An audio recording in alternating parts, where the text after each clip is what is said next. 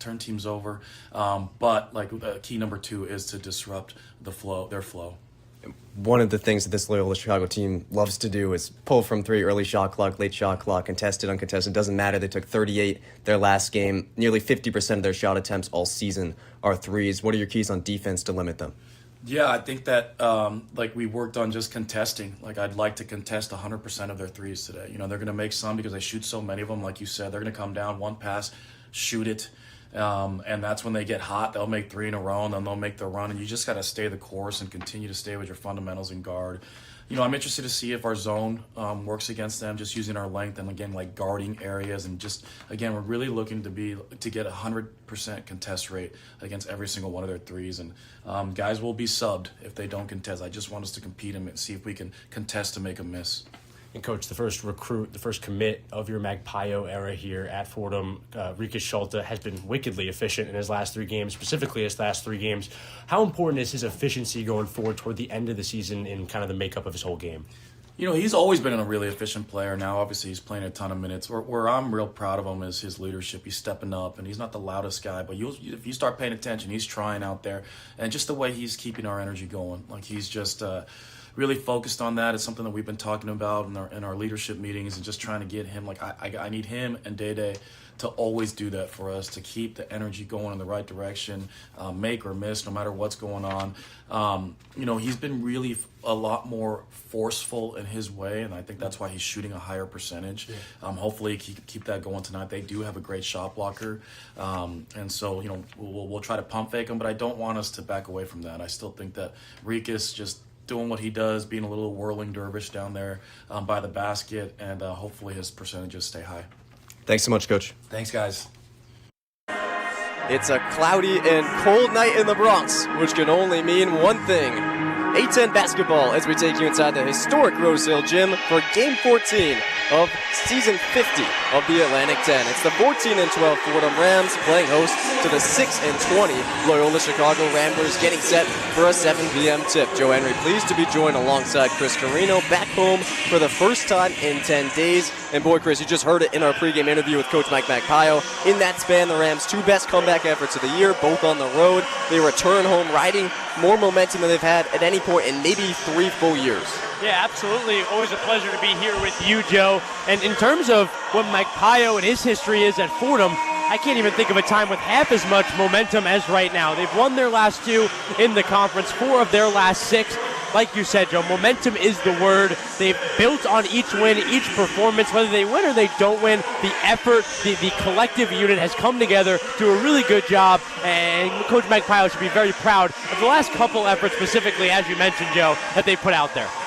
Still a big hurdle to overcome, just 1-5 at home in conference play this year. This one kind of feels like a must-win. Here's the first 5 to try and get it done. The starting lineups for either side. For Fordham, a familiar 5 as Chris Henry reinserts himself into the starting lineup. He was off the bench Saturday in the team's OT win over URI. He's the A-10's second leading assist man. He joins the A-10's leading scorer. In the backcourt, that's Day Reeves, joined by 3 bigs in the front court, Akira Jacobs, Abbas Bodija, and Rikus Schulte. To man the middle, Jack Whitbourne remains out, missing his 4th straight game with a back injury. On the Loyola side, 6'3" redshirt junior Justin Moore, the team's leading scorer at the point, but they do it by committee. Cade Dotson at the 2, Daewoo Tavares at the 3, a shooting specialist, and a couple hometown kids, and Xavier Amos and Miles Rubin, both hailing from Chi-Town in the front court. Rubin, an All-A-10 preseason first-team selection. Look, this Loyola Chicago team shoots a lot of threes, but Mike Magpio has keyed in the importance of winning the battle in the paint and down low today. Yeah, Joe, along with shooting a lot of threes, this team turns the ball over a lot. Loyola Chicago is going to have a lot of opportunity for them to make things happen on the defensive end, whether it's been their effort or their collective drive. It's been really good on the defensive end for Fordham. They've done a fantastic job. You wouldn't expect anything different coming into this one against Loyola Chicago. Fordham in its home whites, maroon Fordham etched across the chest, maroon stripes down the side. Loyola in its road maroon and gold. A patch on each player's right shoulder commemorating the life and legacy of the beloved Sister Jean, who passed away at the age of 106 this fall. What an amazing life. She watches on in the most historic venue the conference has to offer. Tip-off moments away from the Rose Hill Gym. Joe, unironically a college basketball legend, Sister Jean. Yes. Like, unironically a person with a lot of prowess and someone that almost every college basketball fan knows. Thinking about the X factor for this one on the Fordham side, it's the guy taking the opening tip, Rikus Schulte. He leads his team with 7 double-doubles, has an 82% field goal percentage over his last 3 games. In those, he's averaging 14 a game. He could be the difference tonight. It's Schulte and Rubin up for the tip. It's batted back by Schulte into the hands of Chris Henry, and we're underway. Fordham has it first, moving right to left. Good start for number 12. Schulte gets a first touch on the right wing. Passes top of the key, Bodija. Dribble handoff for Akira Jacobs. Jacobs looking for options. Tied up at the logo. Passes left side, Reeves. Fordham looking to get started hot offensively. Something they struggled to do against URI. Shot clock down to 8. Akira Jacobs. Bounce pass inside, near side. Low block, Bodija. Bodija striding towards the middle of the floor. Turning towards the baseline. Missing on a layup. Fordham scoreless on its first possession. The Ramblers moving it left to right. Their first try offensively today. A team that's really struggled in the first half of games on the offensive side of the floor. Moore pass inside. Tipped away by Schulte. Stolen by Jacobs. Henry the other way. There are those turnovers, Joe. Henry, left side. Bodija thinks about a 3 on the left wing. He started to take more of those. Instead, he reverts back to Henry. Now Jacobs nearly throws an errant pass, but it's recovered by Reeves. Somehow. Deep on the left side of the half court. Loyola Chicago's defense doing well. Reeves cutting the middle of the floor. Reeves takes contact. Reeves goes up and in to get the scoring started. An and one from Day Reeves. Joe, my goodness, this guy Day Reeves, I mean, he excites us and surprises us in almost every game he plays. But to get to the rim there, I didn't even think it was possible. He was getting mugged from both sides, got to the bucket, and then still had the wherewithal to finish at the bucket, getting fouled. The and one and the spark of momentum this Fordham team needed. What a start for the Rams.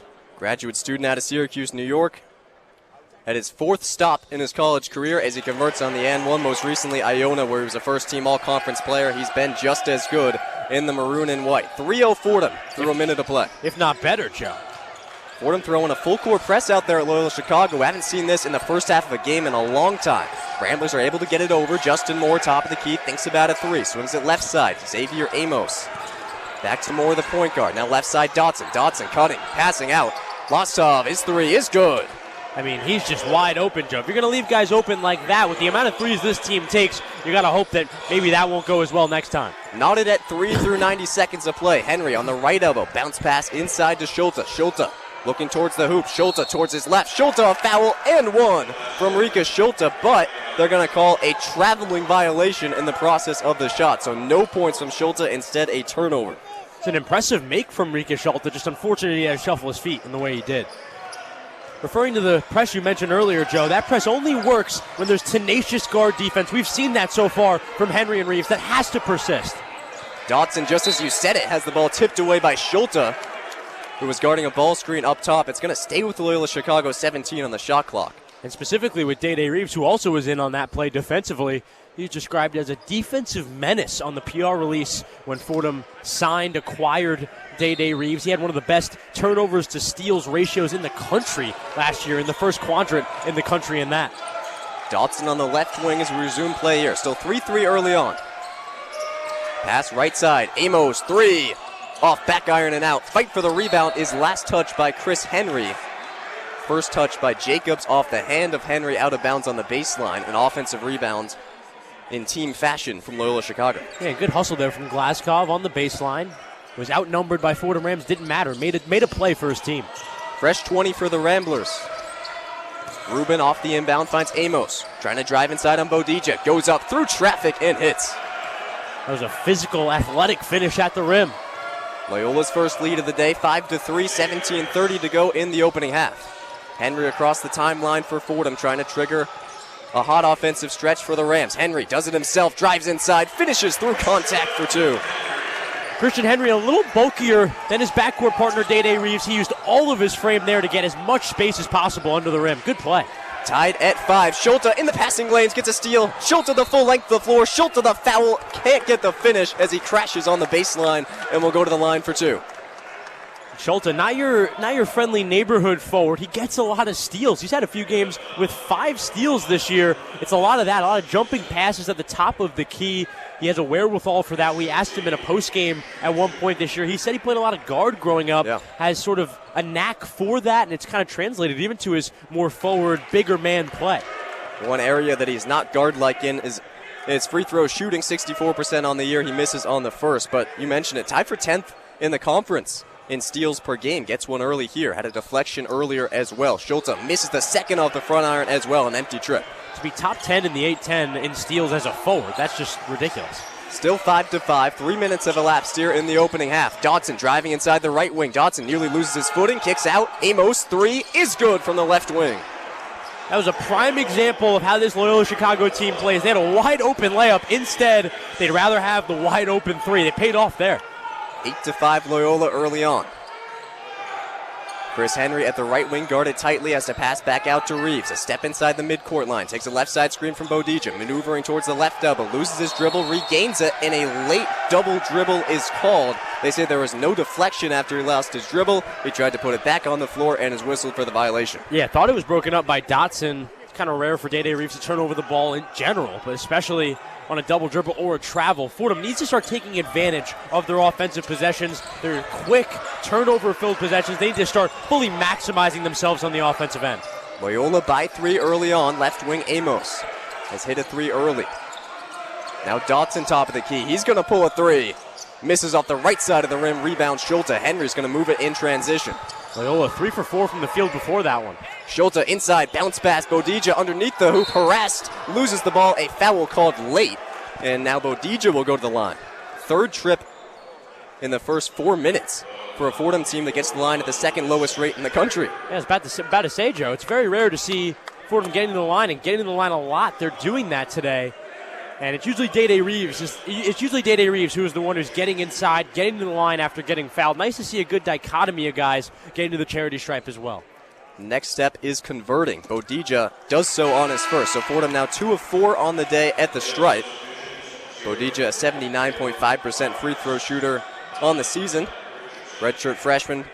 Sat out his freshman year at UC Riverside, but he followed Mike Magpayo over here. He called it a no-brainer decision. And he's really blossomed in recent weeks here for the Rams. Bodija misses off back iron on his second, gets his own rebound as it pops back out to the nail. It was Akira Jacobs tipping that one out to him. Akira Jacobs hustling on the offensive glass. Through 4 minutes, Rams trail by 2 with the ball off the O-board. Henry tied up, middle of the floor, kicks right side. Jacobs' 3 is good. Akira Jacobs gives Fordham a lead. Akira Jacobs extending the possession with his effort and then getting a 3 on the end of it. Very nice play there. Fordham student section starting to fill in, sensing the momentum. Fordham having won 2 in a row. But just 1-5 at home this conference season. Trying to change that today. A foul called on the ball, not in the act of shooting, on Akira Jacobs, trying to guard the dribble drive from Daniel Glaskov. It'll stay with Loyola Chicago after the break. And Glaskov good at changing direction. You can't stay handsy. You want to stay tenacious and stay up in the chest of the offensive player, but you don't want to necessarily foul and you don't want to create turnovers as well. Both of those things can happen when you're doing that. Tight game early on, 9-8 Fordham, 15:32 left in the first half. We'll step aside for just a moment and be right back with more Fordham men's basketball on WFUV Sports.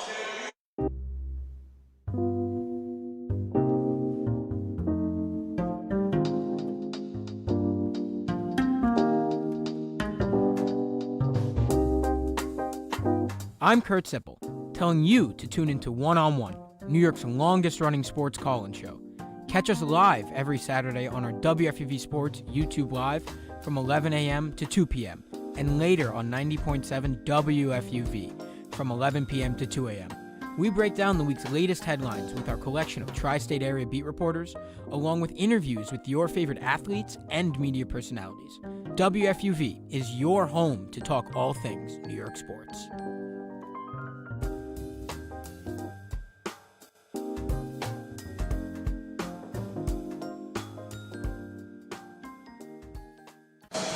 Joe Henry, Chris Carrino back in the Rose Hill Gym. 8-10 basketball on WFUV Sports. 9-8 Fordham early, 15:32 to go in the first half. as we spotlight the coaching matchup. On the Fordham side, Mike Magpaio's first year at the helm has come as advertised, a program builder whose team has consistently improved despite all the hurdles in the world in their way. It feels like this team is peaking at the right time under his tutelage. Story couldn't be any more different, though, for Loyola Chicago. Drew Valentine in his 5th year as the shot caller for the Ramblers. They went 25-8 in his first season. That's one of 3 20-win seasons in his first 4 years. They finished 3rd in the conference last year, made the A10 and the NIT semifinals, but this year, not 20 wins, but 20 losses. Of his 5 teams, this one shoots the worst, rebounds the worst, averages the least assists, is the worst from 3, and of course, is the worst in the conference by record. In many ways this month, Chris, he's kind of coaching for his job. Yeah, Joe, absolutely. A hot seat, or definitely a hot seat, and you can definitely say that fairly. There's been a certain expectation created at Loyola Chicago. The bar has been raised there exponentially. People in that community expect wins and expect a successful culture around their basketball team in low years like this, where maybe they're not necessarily playing to their best or playing to that standard. Being disappointed is something that just comes natural. That's something that should be expected from that community, and it's been a really rough year. As you said, 2-11 in the conference, not a lot of promise. And when you create that high of expectation, and the years like this hurt even more, Joe. It went 0-9 in January, did this team. They started out 1-7 against some pretty poor competition and non-conference play.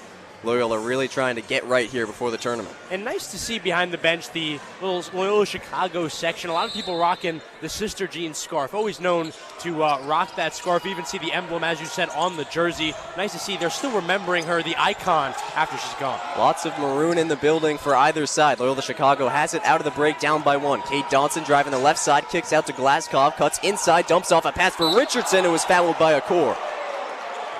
Roar Akor just leaping and blocking that one in a strong way I couldn't even almost comprehend. He went up at the same time as long as he could lift his arm and made as strong contact as I've seen him make at the rim all year long. Not even sure if there was necessarily a foul. Me and Joe joked about a few weeks ago a block he had from behind at St. Joe's. Looked like he jumped out of the rafters. Yeah. That was a similar play just now. So athletic. It almost throws you off. Makes you speechless. The senior Scottish center, Alexander Richardson, splits a pair at the line, making the second off of the foul from Akor, which the bench wanted to be called a jump ball. Yeah, and Richardson's already playing at a disadvantage, a little bit smaller than the traditional center. A guy like Roar Akor coming at you, that's a problem. We're tied at 9 through 5 minutes of play. Reeves trying to change that. His 3 is cash.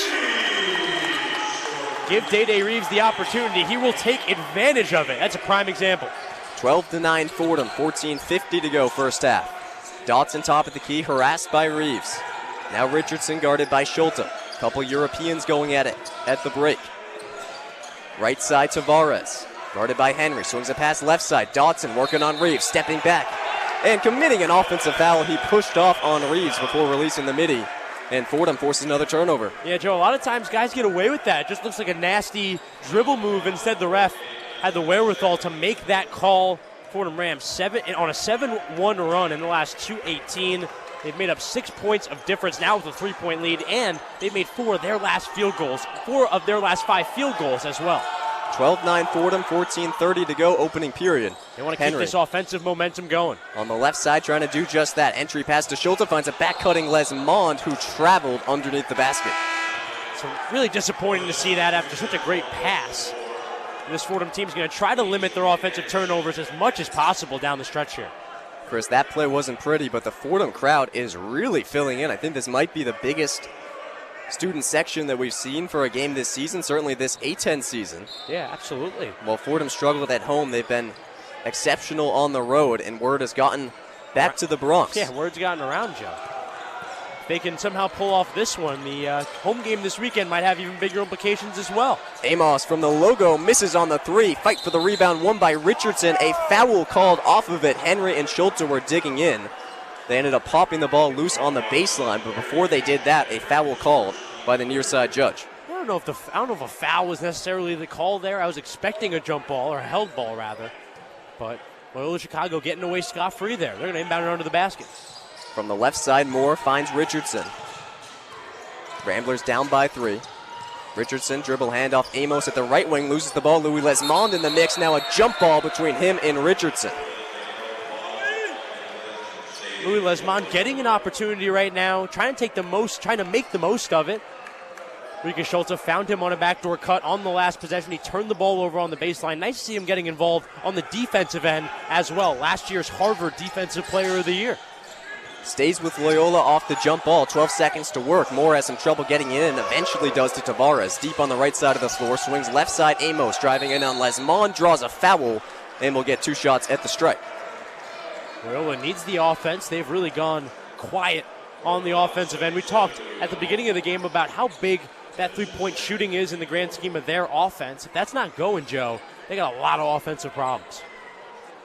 Amos, one of those guys who takes a lot of threes but has struggled this year. 26% from three, 75% from the free throw line where he drills his first.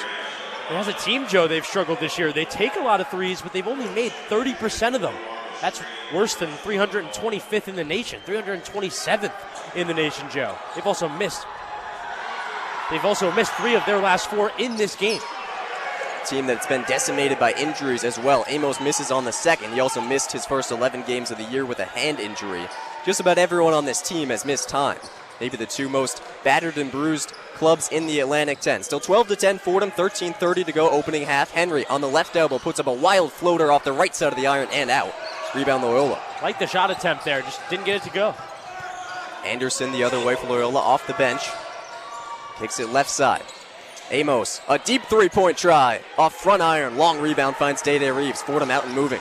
When Amos gets the ball, his brain immediately says to shoot it, no matter where he is. Left side, Marcus Green checked in the game, gets a touch, finds a core. Now back up top to Reeves. Takes a right side screen from Schulte at the right elbow. Puts the moves on him, man. Steps inside. A foul called, and he's going to go to the line for 2.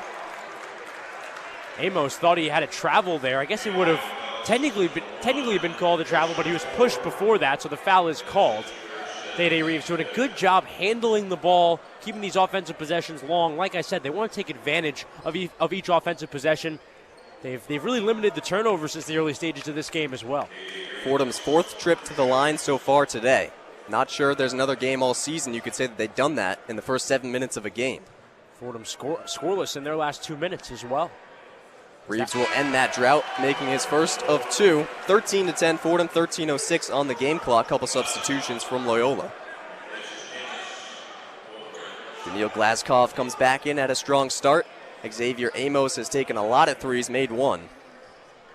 Will sub out for the first time today. Reeves, couple dribbles, bends the knees, and releases on the second. Is pure. Makes it a 4-point game. Fordham's largest lead early on today. Well, Fordham's been super efficient so far today, Joe. 4 for their first 6 field goals, 2 for 2 from 3. They've struggled, as you said, 4 for 7 from the free throw line, but that can always get better as you go down the stretch. Loyola the other way, trailing by 4. Richardson working on Schulte. The big man feeds outside. Tavares 3. No good off back iron. Reeves comes flying in to snatch down the rebound. Fordham wants to take advantage offensively now. Stops Reeves. and scores. Left side, Jacobs, 3 is good. Akira Jacobs has Fordham out to a 3-for-3 start from distance. Akira Jacobs has accounted for a lot of this team's three-pointers this year, and he's completely evolved as a player as the season has gone along. A lot of his value comes from the 3-ball. 17-10, Fordham's best start in a long while, up by 7 through 7.5 minutes. 12:36 left in the first half. We'll step aside for just a moment, and for the first time today, kick it over to the Rose Hill Studios, where Izzy Randazzo has a one-on-one scoreboard update. The one-on-one scoreboard. In addition to our very own Rams playing the Loyola Ramblers right here in the Bronx this Wednesday evening, the A-10 is active with 4 games on the hardwood. Right now, we've got the 7-18 LaSalle Explorers facing off against the 15-10 Duquesne Dukes, and the Dukes are leading with a score of 11-4 in the first half. Richmond is up against Davidson, and Davidson is leading with 12-10 in the first. Also happening as we speak, the Hawks of St. Joseph's are seeking to fly past the St. Bonaventure Bonnies. The score is 16-12 with St. Joseph's up. Lastly, Dayton seeks their second win in a row as they take on George Mason, and Dayton is leading 11-3 at the first half. With the one-on-one scoreboard, I'm Izzy Randazzo.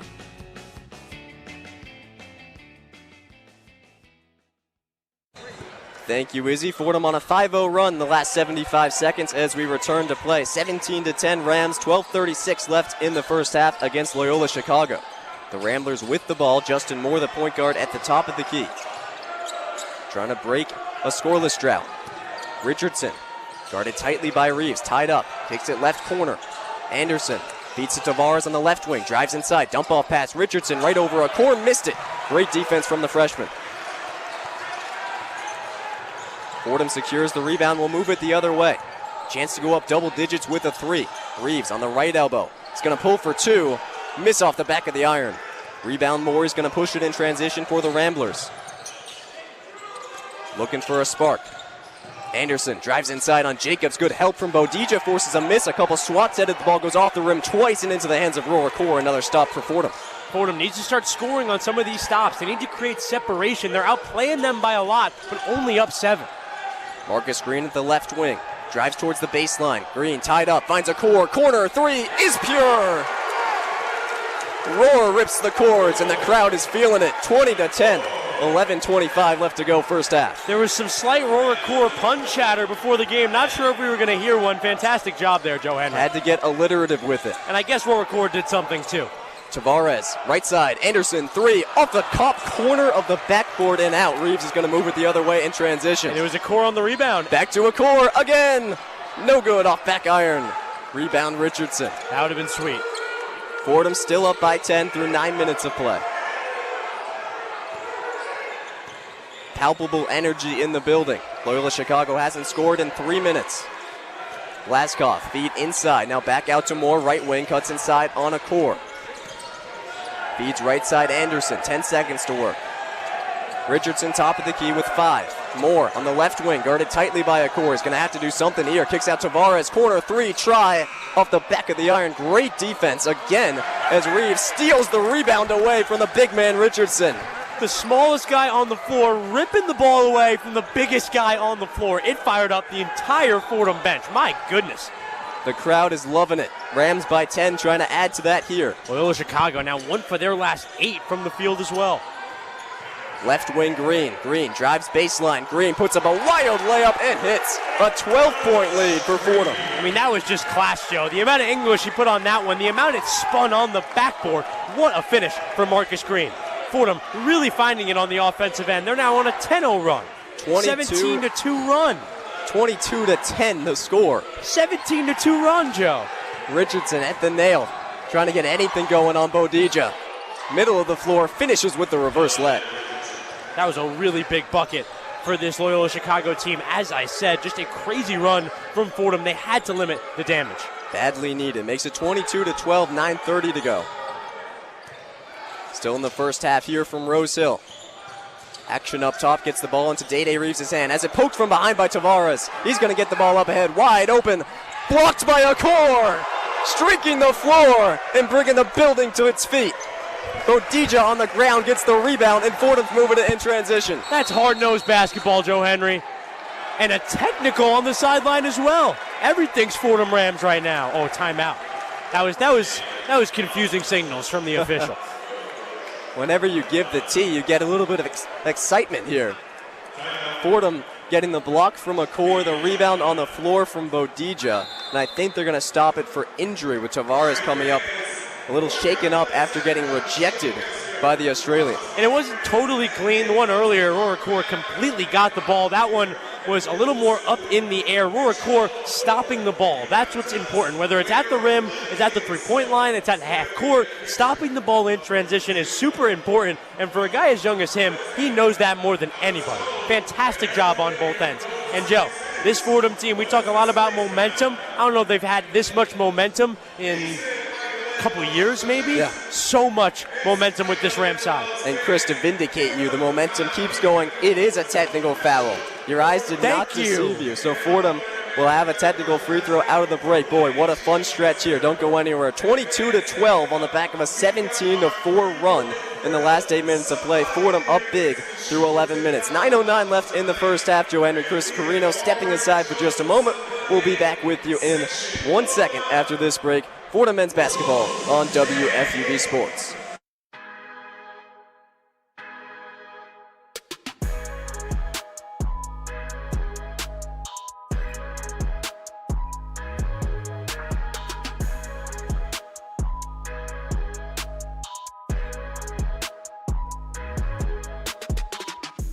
Hello everyone, I'm Trey Rodriguez. calling you to tune in to WFUV Sports One-on-One, New York's longest-running sports call-in show. We're live every Saturday on YouTube from 11 a.m. to 2 p.m. and later at night on 90.7 FM from 11 p.m. to 2 a.m. We cover the latest news in the sports world with our wide range of beat reporters, as well as exclusive interviews with your favorite athletes. We'll see you next Saturday on One-on-One.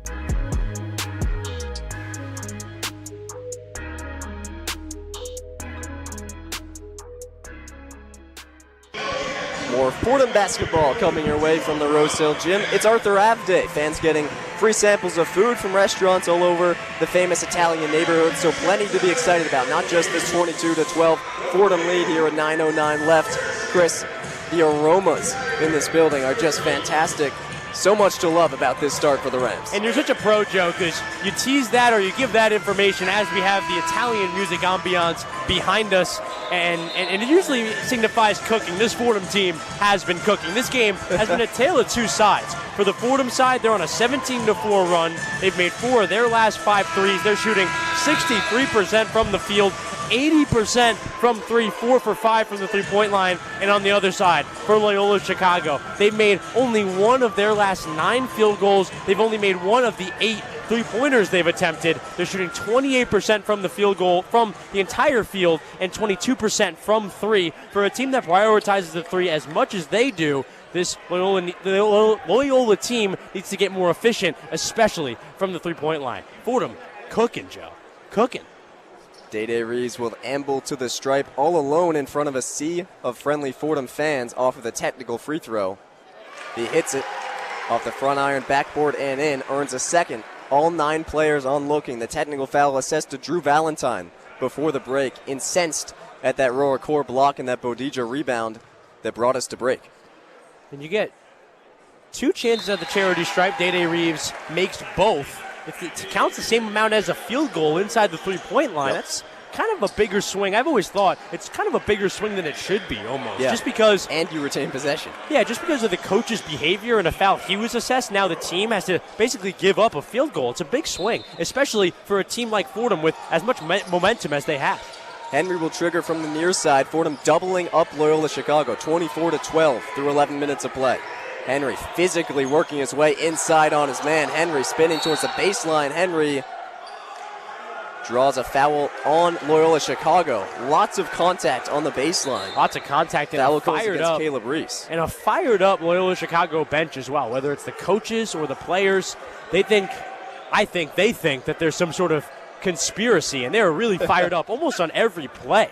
Almost looking for something to be upset about, from my perspective. This is the most that Fordham's gotten to the line early in a game, I'd venture to say, all season. This is going to be free throws 10 and 11 coming from Chris Henry. Or rather, it is 1 and 1. Yeah. So they'll have to make the first. And he doesn't off back iron. Scramble for the rebound, finds Akira Jacobs. Of course it does. Back up top to Green, a new 20 for Fordham. Green, between the legs dribble, takes a left side screen from Schulte, feeds top at the key, Jacobs. Now right side Bodija. Bodija puts it on the floor, but traveled before doing so. Bodija kind of killing some of the momentum there. Not too bad, but you definitely want to limit those unforced turnovers on the offensive end. You don't want to do that in a night when you're playing this well. Fordham empty-handed on the 1-and-1 from Henry and the offensive rebound from Jacobs. Still 24-12, 8:30 to go first half. Amos back into the game, hit a 3 early on. Right wing feeds inside to Miles Rubin, who loses it, spinning towards the baseline. It's going to stay with Loyola. Fordham bench can't believe it. People behind us can't believe it as well. It will be Loyola ball. 13 seconds on the shot clock to Neil Glaskov, left side of the baseline, bounce pass into Rubin. He's being harassed by Rika Schulte, left side of the floor, and a foul is going to be called on the German big man. Yeah, a lot of physical play there. You're going to eventually get a foul. This Loyola team needs a bucket, and they need it bad. They've missed 8 of their last 9 field goals. Even if it's at the charity stripe, drawing a foul, they just need to get on the scoreboard offensively. 5th team foul early for Fordham. Loyola has committed 6. Another baseline inbound, this time into Reese. Has the ball poked away by Green. Green wide open the other way. Green the slam!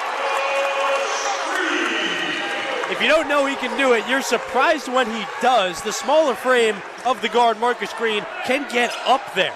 Also, the active hands of guards is a big reason why Fordham's defense is the way it is. Glasscock the other way, traveled middle of the lane.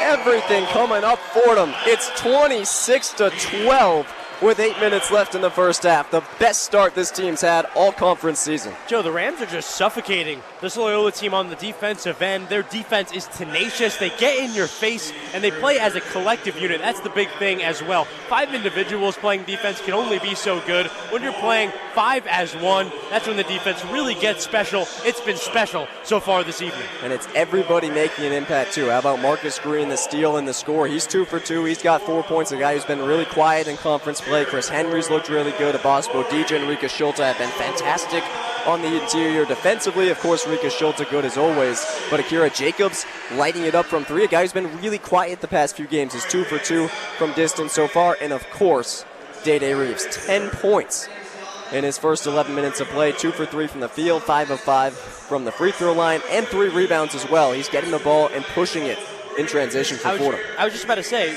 Joe, 10 points with 8 minutes left in the first half on 3 field goals attempted. That is a ridiculous number.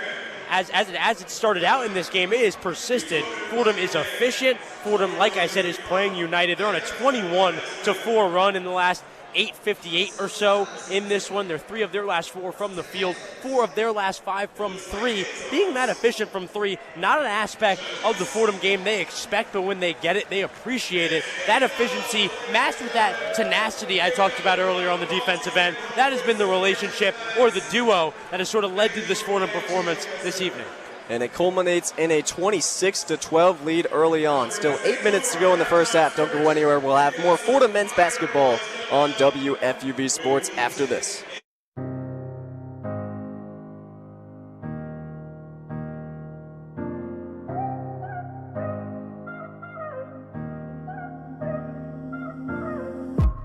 Hey, what's up? It's Owen Kelty, one of WFUV Sports' New York Knicks beat reporters. Jalen Brunson and the New York Knicks look to dominate the East and bring a championship back to New York. Keep up all season long on my X account at Owen Kelty for all the highs and lows of New York Knicks basketball. WFUV Sports is your home for all things Knicks.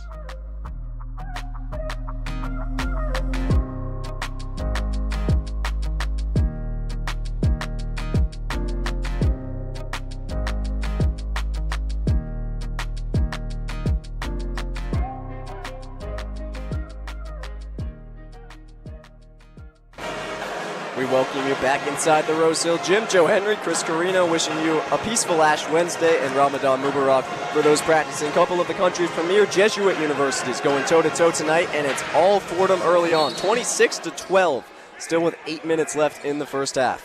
You do it everywhere, Joe. Do it everywhere. Back to play, Loyola Chicago going to show a full-court press here to try and stymie this Fordham momentum, and Marcus Green having trouble, just gets it into the full court for Fordham. They'll reset up top. Henry at the R of the script maroon Fordham logo. Kicks it right side. Jacobs 2 for 2 from 3 early. He'll feed inside this time to Bodija. Left wing. Henry. 3 is good. A Chris Henry triple makes it a 17-point lead. Fordham Rams now 5 for 6 from the three-point line. Not to mention 9 for 13 from the field. What an efficient outing for the Other Rams. way, Glasscock between the legs of Richardson on the feed inside. Out on the baseline, another Loyola turnover. The way the Rams have been able to force turnovers on the defensive end and score at an efficient rate on the offensive end, it's led to the separation on the scoreboard. A 17-point lead in the first half. Fordham onslaught early. Green has trouble with it in the full court, able to get it across. Chris Henry bounce pass to Bodija to get Fordham settled.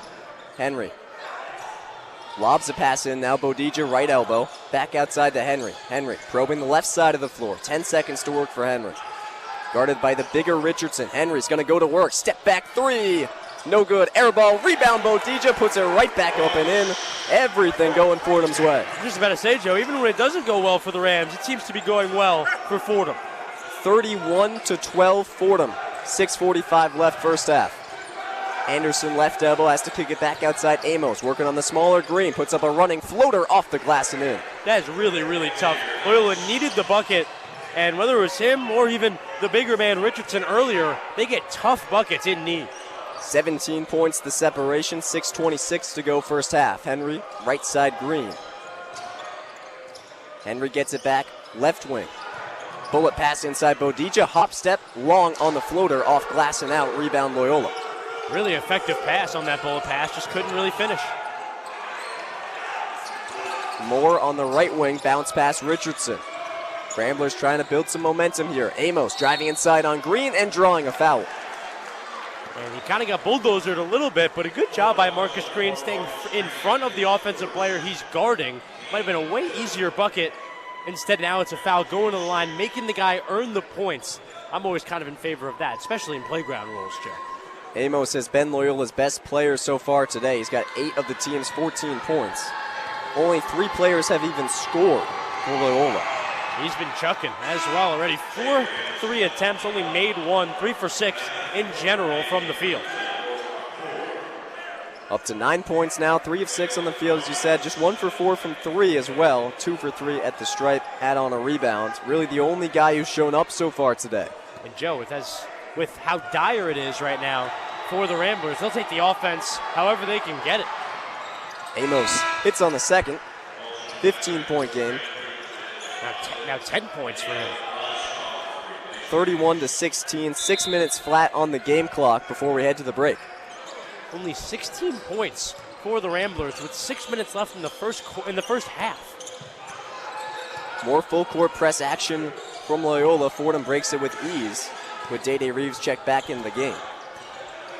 Henry on the left side swings it towards the opposite end for Reeves. Now back to Henry. Henry, lob, Okor! Oh, he would have brought the house down on that one, but a little too tall for him. It'll go out of bounds. A wildly ambitious idea there. Maybe a few more years before Okor can go get that one. My Lord. This building's been around 101 years. I think it would have crumbled to ash if he hit that. You wanted him to jump like that low-res video of LeBron on YouTube in Portland. If you know, you know. Tavares drills a 3 from the left wing. Loyola on a little run here, 7-0 in the last minute 25, 31-19 now. Joe, the most important thing is Loyola's starting to feel it a little bit. I think the sense of belief was down in a major way for this Rambler team. Having a good couple minutes of play, they'll bring it back. 12-point advantage for Fordham, 31-19, 5:28 left in the first half. Chris, the three-point shooting has been a bugaboo for Fordham all year long. 29% as a team on the season, but 5 for 7 to start today. And of course, Loyola Chicago, they take so many threes, but just 3 for 10 so far. Not to be overly reductive, but that's been the difference. Joe, just when I think I have you figured out, you say bugaboo. Is that no good? It is good. I don't even know how to react. I've never heard it. The way it was used, now I know the context of it. It was fantastic. But no, yeah, you're absolutely right. The Rams, 5 for 7 from the three-point line. They usually don't shoot that many threes at this point in the game. They have, and they've done it efficiently. A team that's going to shoot 5 for 7 from 3, 10 for 16 from the field with 5 minutes left in the first half. That's a team that's putting themselves in a really good position. And Joe, on the other side, a team shooting 6 for 16, that's also shooting 3 for 10 from the three-point line. That's a team that's going to have a really hard time staying competitive, and Loyola definitely is. Still an 11-point lead with that run they just went on. Fordham has it out of the timeout, trying to add to that lead here. Reeves across the timeline, dealing with the full court press, finds a core on the left wing. Back to Reeves at the logo. Fordham's defense has been stifled for a little while here. The offense, rather. Reeves with 5. Left wing, a core inside. Schulta back out to Reeves. Right wing 3. Off the left of the iron. Rebound Richardson for Loyola. Loyola up ahead. Glaskov 3. No good from the left wing. Could have been a big momentum shifter there, but instead a miss and Fordham the other way. 2-3 zone look has given Fordham some trouble here. Henry, top of the key. Inside Schulta. Schulta working on Richardson. Moving the middle of the floor. Now back towards the baseline. Hook shot is short. Fordham scoreless last 2.5 minutes here. Still a 12-point game. Moore on the right wing for Loyola. Tavares, top of the key. Has the ball poked at by Reeves. Harassing defense. Tavares cuts right side. Pass out. Left wing. Almost 3. No good. Rebound to core. Henry will dart the other way for Fordham, trying to push it. Loyola will set its defense. Henry, left side screen from Schulte, loses the ball. Into the hands of Richardson. Loyola the other way. Pass off the head of Moore in transition. He will recover. It's that zone defense, Joe. Loyola finding some life. Almost sends Jacobs to the floor and finishes with the lay. 10-point game, a 9-0 run for Loyola. And you're right, Joe. It's the 3-2 zone. Firstly, it helps gets rid of guard penetration. Christian Henry and Day Reeves are doing whatever they wanted. That has been limited. And also, a lot of the scoring for the Rams in the early stages of this one was on the wing. They've almost limited wing offense completely. Left corner, a core, 3. Too strong. Rebound batted out is going to be saved by Moore as he goes flying towards the stands. Yeah, Moore has been all over the place. A little more of a veteran presence for this Loyola team. And since he's come on the floor, just more command has come from this Rambler team. 9-0 run since he checked back into the game. 10-point game now, final 3 minutes of the first half. Tavares cutting baseline, jump ball called. Henry got in there. Yeah, great job there from Christian Henry. Causing a double team, cutting off the player on the baseline, and not letting Loyola do whatever they want on that end. Looks like it's going to be Fordham ball out of the break. They'll have it up by 10, final 3 minutes of the first half. We'll step aside once more and check in with Izzy Randazzo, another one-on-one scoreboard update. The one-on-one scoreboard. The hoops tonight are absolutely electric across the NCAA. Happening as we speak, number 20 ranked Arkansas is competing against number 25 ranked Alabama as Arkansas leads with 47-41 so far. Also unfolding now is Creighton versus UConn, with Creighton up with a score of 36-32 in the first half. Later this evening, we've got more exhilarating games coming up, including Vanderbilt playing Missouri, Virginia against Georgia Tech, and Illinois facing off against USC. Ahead of March Madness, these matchups will definitely be important to watch. Get ready to construct your brackets and prepare for the most exciting time in college hoops because March is just 11 days away. With the one-on-one scoreboard, I'm Izzy Randazzo. Thank you to Izzy. It's the Rams and the Ramblers here on WFUV Sports. Fordham and Loyola meeting for the 6th time all-time. It's 31-21. Fordham on top with 3 minutes left in the first half. Joe Henry, Chris Carrino. It was a huge Fordham run to make it a 19-point lead. Now it's dwindled back down to 10. What have you seen the past few minutes to change things? Yeah, I mean, you mentioned it, Joe, that zone defense that Loyola Chicago switched to. They switched to a 3-2, so 2 forwards under the basket, 3 players on the top of the key, the top of the arc of the offensive half court, and that has been a difference maker. Whether it's been the effectiveness offensively of the Fordham guards or the wing play of Fordham offensively, a lot of it has been limited, and whether it's been the defensive slowness from Fordham or the offensive prowess of Loyola, it does seem like the Waves are going in a different direction, Joe. Certainly does. Xavier Amos up to 12 points, 4 of 8 shooting to lead the way for the Ramblers. Day Reeves has 10 points on 2 of 4 shooting, but 5 for 5 at the free throw line. Fordham has taken 10 shots at the stripe. They've only made 6, but an encouraging sign for a team that has really struggled to get to the stripe all season. Yeah, Joe, and I think Fordham played with an efficiency that's almost unheard of to start this game, an efficiency that you could not sustain. We're seeing that slowly taper off now. Can Fordham still contain or sustain their dominance? That's going to be the question. Both teams into the bonus the rest of the way. 6 personal fouls for either team. Each team with 7 turnovers as well. 14-11 the rebounding battle.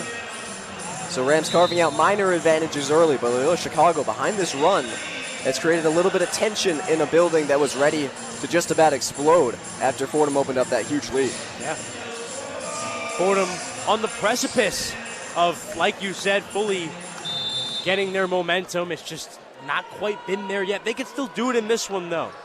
Kingston Price. Yeah, Kingston Price in this one, along with Day Reeves in that backcourt. Marcus Green out there as well. A little bit of a smaller lineup for the Rams. And Price hadn't played in 3 straight games, and a 10-second violation as the Rams just got it across with 20 seconds left, but they're going to call the violation, and Loyola is loving it. Yeah, tough beat there for the Rams. As I've said all game long, the unforced turnovers on the offensive end, they have to limit those. That one, maybe a little more understandable. Good defense in the backcourt from Loyola. Now a 4-minute scoreless stretch for the Rams. Ramblers the other way. Reese, top of the key, gets past Price, an offensive foul call on Miles Rubin, who gave Kingston Price a little shove on the ball screen. And Fordham needed that a little bit, I think. I think Fordham needed to slow down this game a little bit. Loyola was stopping and scoring constantly. Fordham now with the chance to have a really good offensive possession and still maintain a double-digit lead, firmly a double-digit lead. Loyola will not full court press off the inbound in the full court, so Fordham hopefully able to be a little bit more comfortable entering its offense here. Green, left wing, back up top to Reeves. Reeves trying to work on Reese. Passes it right side Price, drives baseline, floater is pure. Kingston Price's first points in a handful of weeks. Kingston Price, one of the hardest working Rams in the program. Reese working on Price the other way. Fordham back up by 12 now. Final 2 minutes of the first half of play. Richardson spinning on Schulte, driving the middle of the lane. A foul called not in the act of shooting against Schulte will make it a 1-1 for the Scottish big man. And Joe, back on Kingston Price. Kingston Price coming into this season, basically a walk-on for all intents and purposes. Was with the squad last year. We've kind of thrown around that stat all year long. Pettis, the only player on the team last year to play in double-digit appearances and rejoin the team this year. Kingston Price was another guy rejoining from Keith Ergo's program last year, and he has really rise the ranks throughout this season. We always talk about an arc. What does Christopher say in Sopranos, Joe? Where's my arc? Well, Kingston Price's arc has been one of the best ones we've seen in our couple years here at Fordham, from a guy who wasn't going to get many minutes at all to a guy really in that backup point guard role at certain points of this season. What a job from Kingston Price. Offensive rebound, Amos off the miss from Richardson. So Loyola, another chance, down by 12. Minute 50 to go first half. Amos, right wing, pass inside, goes out of bounds, a turnover. Christian Henry spends so much time on the floor, whether he's thrown around on the offensive end or he's getting spun around on the defensive end. This guy takes a lot of shots and is a really, really tough player. Henry, Reeves, Green, Bodija, Jacobs, the 5 to try and finish out the first half and expand upon a 12-point lead. Henry averaging 14 points per game in his last 3.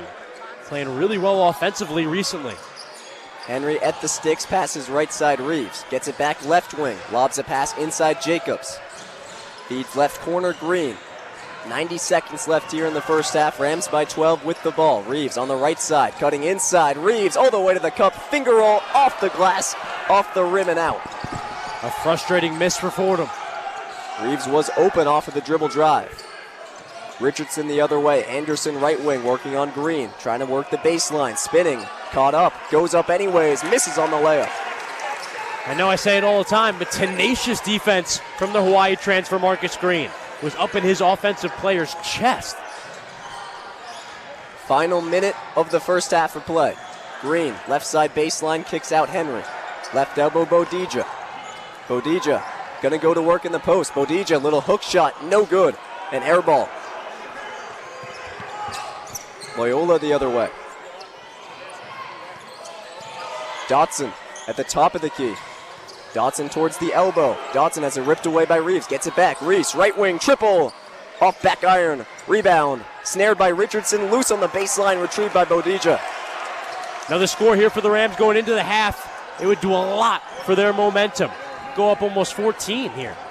Fordham by 12, 33-21. Shot clock not turned off, but about even with the game clock at 15. Reeves at the script R on the maroon Fordham logo. Looking for the last shot here. Double team. Passes out. Green. Right corner. Drives baseline. Takes contact. Misses on the layup. But an offensive foul call.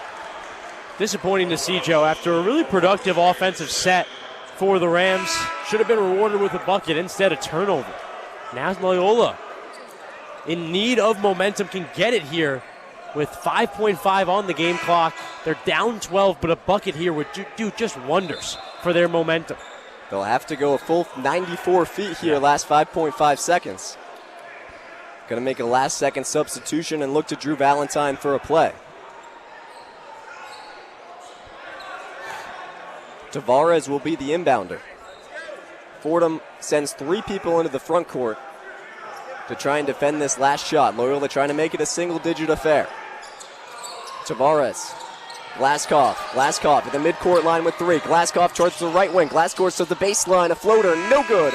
And that's how the first half will end. 33-21 Fordham. A huge run, made it a 19-point game.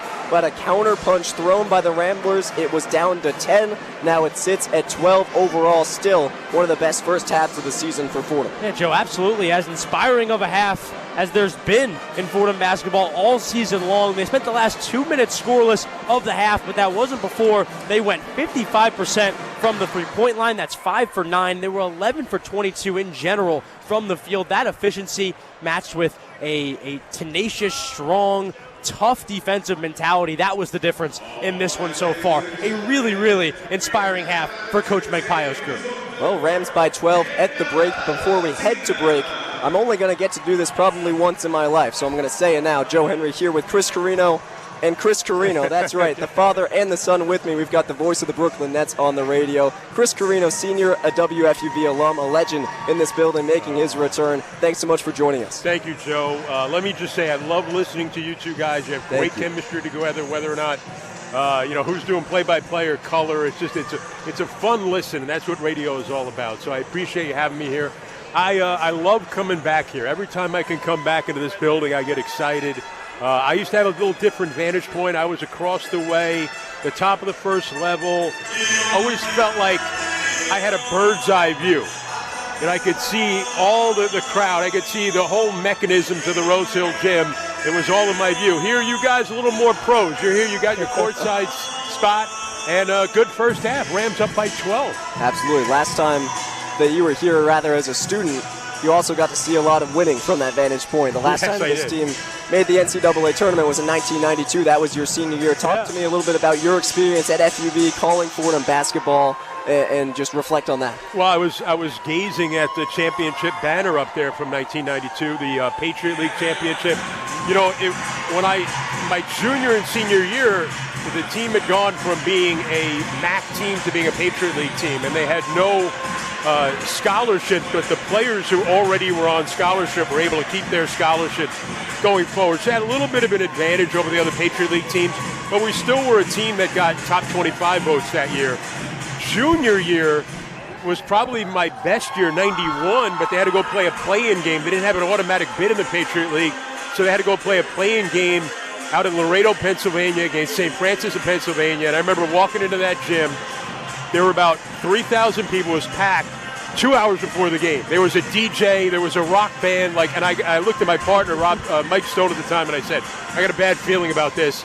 And they didn't come out with a win, so it was really disappointing. The following year, I think, they maybe weren't as good, but they were able to roll through the Patriot League. And at FUV, it was a three-man rotation that did the games. It was myself.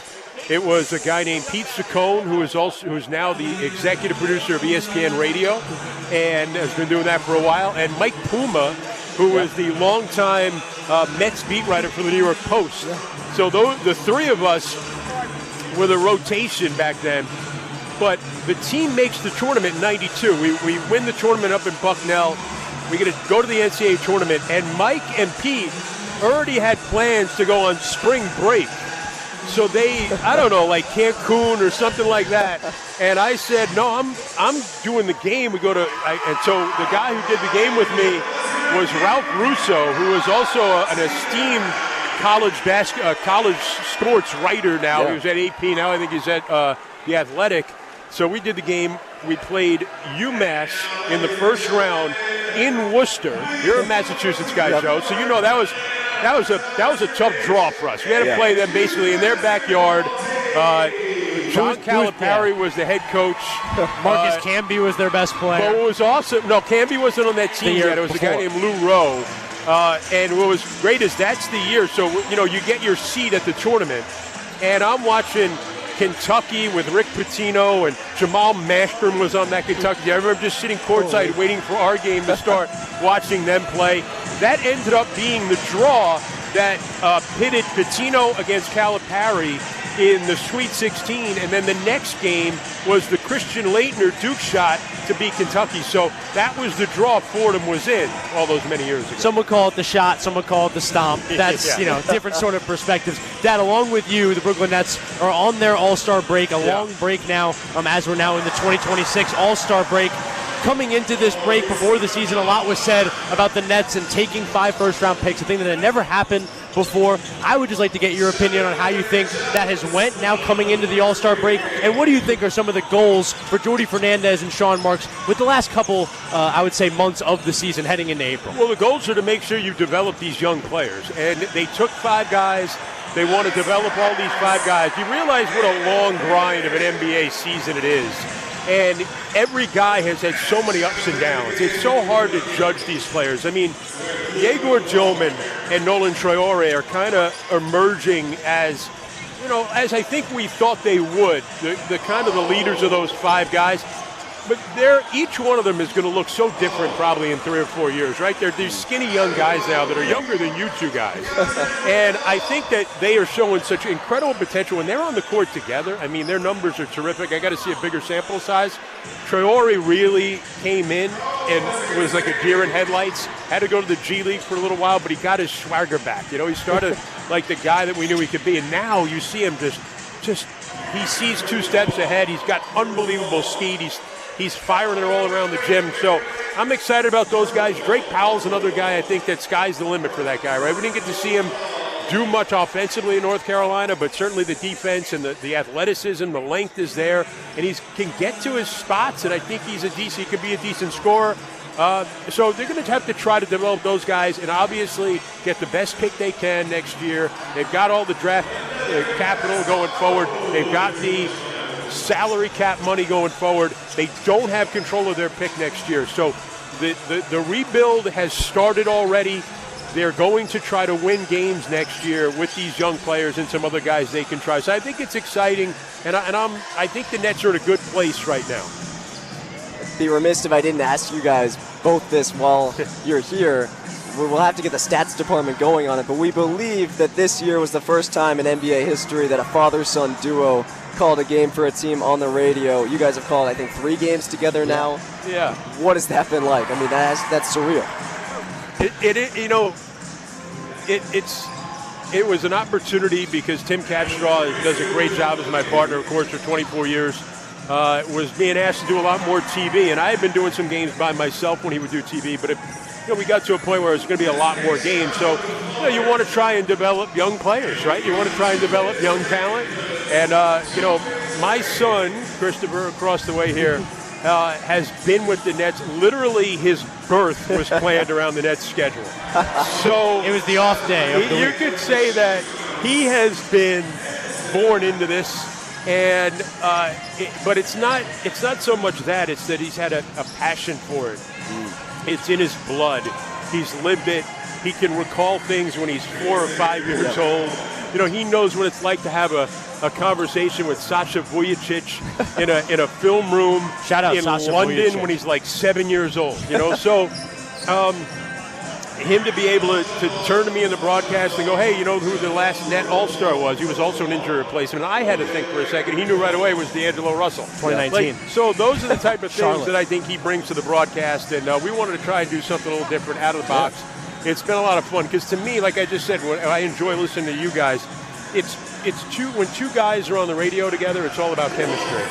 And my wife Laura, my lovely wife Laura, who's sitting right down the road from us here, she said, listening to you 2 guys, it was like 1,000 conversations I've heard you guys have in the living room. So it's been a lot of fun, and we can have some fun during the course of the season. I think at one time I worked, Joe, with the great Bill Walton. Wow. And he was giving me the silent treatment the whole time before the game, but he was just his process. And he turned to me right before we were going to go on the air, and he said, "Hey, Chris." And I was like, "Yeah." It's the first time he's talking. He goes, "Hey, let's have fun." He goes, "Because if we're not let's have fun. Because if we're not having fun, nobody's going to have fun."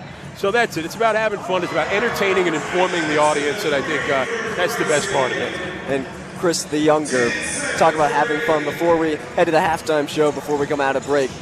what if this past month looked like for you, not just going to the Super Bowl, but getting to call NBA games with your dad, your hometown team? Yeah, no, it was incredible. He said surreal. I think including the Super Bowl, it's just been also surreal. Especially being at the arena. The one on Wednesday we did was the first one this season at the arena. The others were road games, so we weren't necessarily there at Barclays. Being there, I'm surrounded by other people that I'm so familiar with as well, either that's in PR, TV, the people in the arena. And like he briefly mentioned as well, I have such reverence, such respect for what him and Capper have done my whole life, and I have such a respect. I think of them in such high accord, and to be able to kind of slide in and even try to do sort of a Tim Capstraw impression, I think it's just an honor. I have so much respect for Capper and how good he is, and to kind of replace him or do some sort of job in his honor, I really respected that. And like you said, just the obvious, being able to work with my dad, being able to do the thing that we both think we're best at and the thing that we both care most about, I think that's something I can never replace. I try to take advantage of it or try to live in it as much as I can. I know it's not something that's normal or common, so I try to appreciate it as much as possible. Well, Chris Carrino and Chris Carrino, thank you both so much. We're going to send it to the Rose Hill Studios for a little one-on-one halftime report. Izzy Randazzo and Max Langer to have it for the next few minutes before the second half. Thank you so much to both Chris's. We'll be right back with more Fordham men's basketball on WFUV Sports. Take it away, Izzy and Max. The one-on-one halftime report. And we welcome you inside the one-on-one halftime show. My name is Max Langer, alongside Izzy Randazzo, reacting right now to a first half where the Fordham Rams lead it 33-21. They're really dominating the first half. They led by as much as 19. They only allowed 4 players to score for Loyola Chicago. Rams, meanwhile, had 7 players on the scoring front. Day Reeves in double figures. Rams really took control of that first half, but they only lead by 12 at the break. Overall thoughts? I'm really loving how they're shooting the three, because historically this Fordham team has not been the most efficient with shooting the three. Their season average is 30%, and right now they're going 56% from three, which is incredible. I'm really happy to see that. I know Coach Magpio has emphasized that they need to get better about that, and they definitely have. They've shown that throughout this game, especially in this first half. It's great to see the energy up. It's great to see the momentum building, and we're excited to see what happens for the second half. Yeah, Kira Jacobs, 2 threes, like you mentioned. Day Reeves has one. Christian Henry has one. And, of course, Roy Core coming off that game-tying 3 in Rhode Island on Saturday. He's also knocked down a 3. Obviously, Rams up a dozen right now. What do they need to do coming out of the break to go on a run and really put this game out of reach here in the second half? I think stay aggressive, continue the momentum with the 3, but also kind of stay efficient in the paint, because they are most successful in the paint. And really just kind of keep the attitude up, because there has been this emphasis on the energy of the team not being as good kind of going into the second half, or, kind of wavering throughout the game. It's really good to just keep that going and having the Fordham team know that they can win this. They're looking great out there. They're shooting great. The points seem to be spread out a lot through a decent amount of players on the Fordham roster, and just kind of keeping that energy up is really going to be crucial for this team. Yeah, I think right now the Rams' energy, honestly, is at an all-time high. When you look at where they're at, they're probably coming off a win of the year in Rhode Island on Saturday. And, of course, Rhode Island beat the 18th-ranked team at the time that game was played in St. Louis just 24 hours ago. Rams have won 2 straight. They're looking for their 3rd straight win. That would be the first time in 3 years that they've won 3 straight. And really getting out to the start of this game, they were on a 26-6 run in the first half.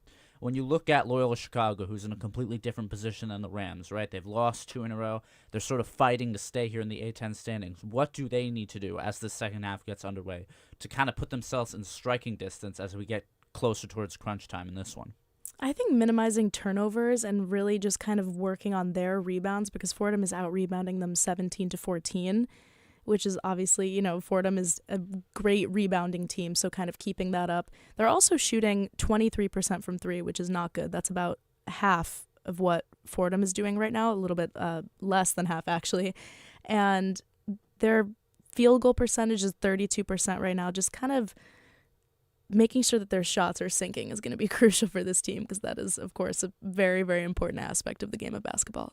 Yeah, we know that Loyola Chicago, they like to shoot the 3 ball, or as the kids would say, spam the 3 ball relentlessly. They shoot the ball a lot, yes. And when that comes, you're going to make a lot sometimes. You're going to miss a lot sometimes. Obviously, they're 3 of 13 from tonight. I think also when you look at what Loyola Chicago has done so far, the Ramblers have only had 4 players who have even scored. Xavier Amos has 12, but the other players on their roster, they've only gotten 3 points out of any of them. Obviously, they're very injury heavy right now. Any keys to what these teams need to do in the second half to put this game away, other than what you mentioned? Like I said, just keeping the energy high, because that is such a focal point for this Fordham team. A lot of their time, the energy is not where it should be, where, you know, Coach Magpie and the other coaches would like it to be, and even the other guys on the team, on the bench, on the floor, whatever. It's got to stay up, because if you have the right mindset going into this game, you believe that you can shoot the three, which they have. That's how to close out games. That's how to secure the W. Yeah, and I also think that from an energy standpoint, you look at what they've done so far. Kobe Price getting into this game, first, points in a long time, got that floater there towards the end of the first half. Marcus Green has 4. The Rams are shooting really effectively from the field. So as long as their mindset is good coming at halftime and they play the way they did in the first half, I really think they should have no problem finishing off the Ramblers here in the second half. But that is going to do it pretty much for us here on the one-on-one halftime report. Izzy will be back for more updates in the second half. Both of us will be back here for the post-game show. We'll send it back to Rose Hill after this short break.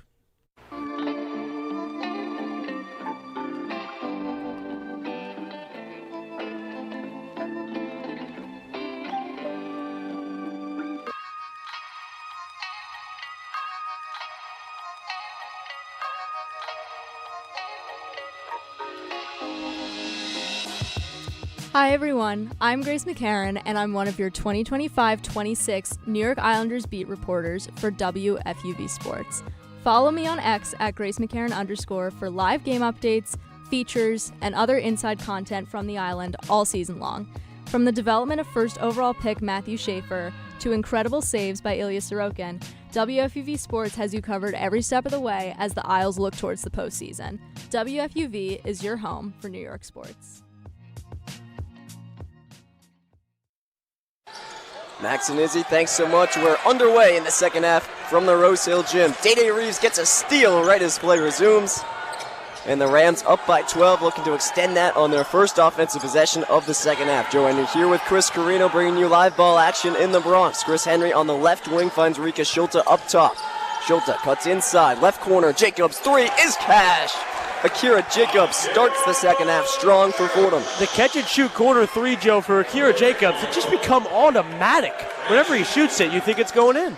Jacobs now 3 of 3 from distance to start out the game. 36-21, Fordham's lead. Jacobs gets a tip on a pass the other way, recovered by Glaskov. Loyola will still have it. Fordham's had great active hands on the defensive end all evening long. Just over a minute elapsed in the second half. Dotson cutting inside, bodying up Schulte, missing on the layup, rebound Jacobs. Reeves the other direction, left side of the floor, behind the back dribble, towards the middle of the lane, stepping back, 16-footer is wet. Day-Day Reeves puts Fordham up 17. So sleek, so pure there, getting through the lane, snaking through the lane, and finding an open shot. No one finds an open shot on their own better than Day-Day Reeves. 38-21, Fordham the lead. 5-0 run to open the second half of play. Here's a 3 from Dotson, no good from the corner. Rebound Reeves. Fordham up by 17. Their largest lead of the night is 19. Schulte to match that here. Tied up, has to kick out. Henry, right wing. Thinks about a 3. Hesitates, now finds Schulte right elbow. Lobs a pass inside Bodija, fading away, missing, getting his own miss, going up, drawing a foul, and going to the line for 2. Hard work pays off, Joe. You're going to put yourself in positions like that to succeed. You eventually will. Abbas Bodija doing a good job of hustling. This Fordham team, with a similar mentality in every game, I think would have a lot better free throw stats than they do right now. For a Fordham team that struggled about as much as you could struggle for a team that's up 12 at the break, in the last few minutes of that first half, they really slowed down offensively. Great to see a rejuvenated start in the second half. Definitely a 7-0 run for the Rams in the last just under 6 minutes. Bodija makes it 8. He sinks his first. Wholesale substitutions coming from Loyola Chicago. Drew Valentine just trying to see what will work here. Yeah, a group we haven't seen out there yet so far this year. Bodija, the redshirt freshman, readies for his second. All parts of the iron and out. Rebound Miles Rubin. So a split trip for Bodija. 18-point game, 39-21 Fordham, 17:40 to go second half. Caleb Reese, the former walk-on, now a scholarship player, has the ball top of the key, dumps off Amos, his three, no good from the right wing. Rebound, retrieved by Henry. Said in the first quarter, Amos, not a guy that's going to be afraid to shoot it. You just got to take advantage when he misses. With a make, Fordham would have its largest lead of the night. Henry bodying up Reese, drawing a foul as he cuts towards the lane. It's going to be a non-shooting foul, so Fordham will have it on the baseline. Fordham just suffocating the life out of this Loyola team on both ends of the floor. It has been a fantastic effort, offensively, defensively. Henry, Reeves, corner, three, no good off back iron. Rebound Amos. Out to Nick Anderson, who's running. Anderson, the full length of the floor, sends Henry to the floor. An offensive foul. Another demoralizing moment in a night with maybe an infinite amount for Loyola Chicago. They constantly get demoralized, whether it's poor play on the defensive end or charges, which there's now been multiple. Fordham continuing to pile on the momentum. Reeves breaks the full court press, lobs a pass up ahead. Jacobs, now Schulte, baseline, reverse layup is rejected by Rubin. Ramblers the other way. Left wing, Amos cutting inside, hop step.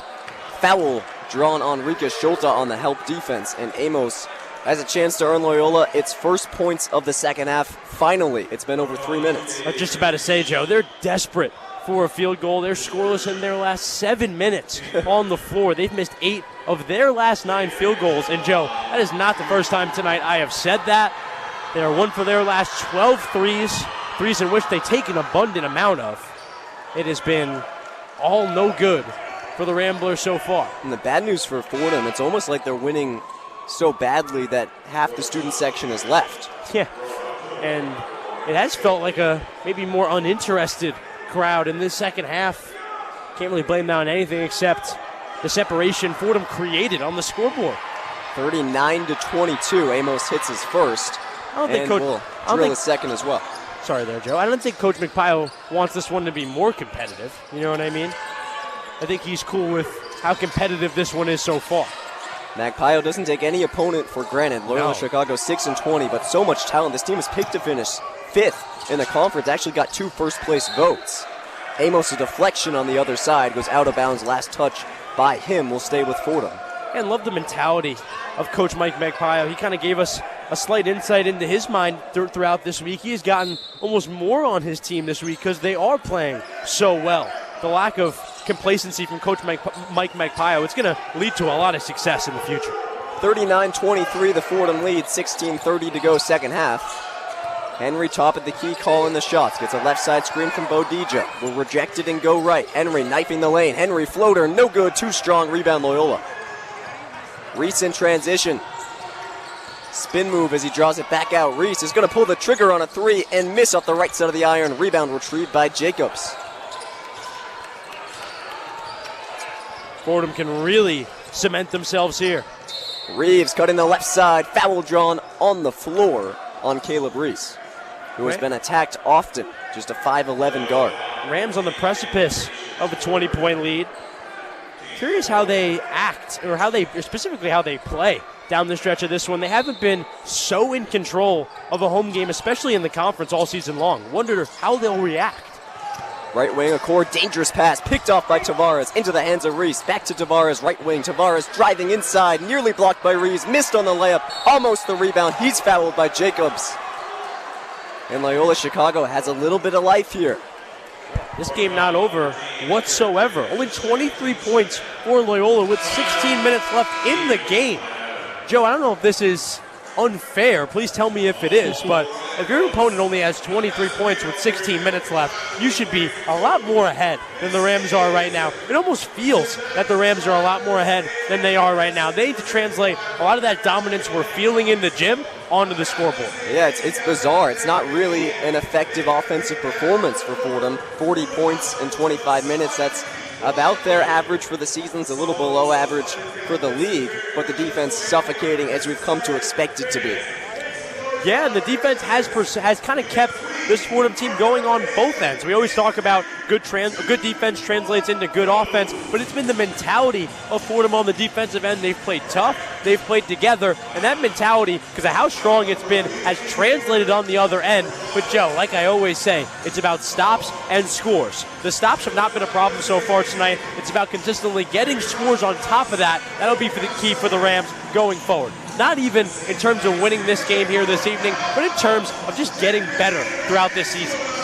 Fordham up 16, 39-23 as we reach the first media timeout of the second half. 15 minutes and 55 seconds left in this one. We'll step aside for just a moment and be right back with more Fordham men's basketball on WFUV Sports.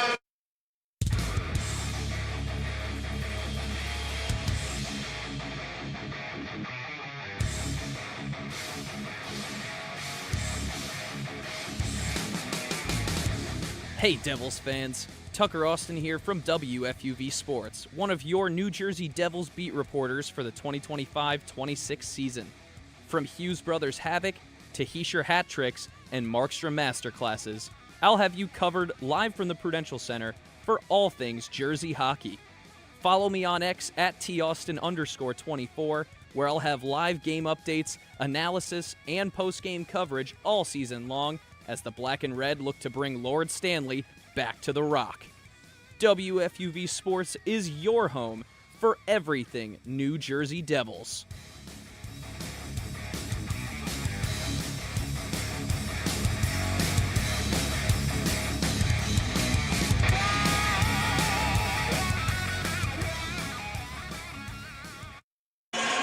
Look at the road ahead for these clubs. Fordham stays home Saturday looking for revenge versus Davidson at 2 p.m. Then a tough one at VCU, at LaSalle.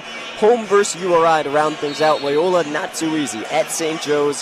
Home versus Richmond. At number 18, SLU. Then versus GW. But for now, 39-23 Fordham over Loyola. 55 to go in the second half. Joe Henry here with Chris Carrino. Xavier Amos stepping up to the stripe. Loyola trying to mount a mini run. And Joe, like you said, Loyola Chicago going to play at St. Joe's this weekend. They're going to stay up in the northeast of the country, do a full week road trip. Got up here yesterday to New York for this one. They'll stay and leave for the Philadelphia area tomorrow. A long trip for a team still in February of their conference slate. Amos hits on both, back to a 14-point game. And we've talked about it, Joe.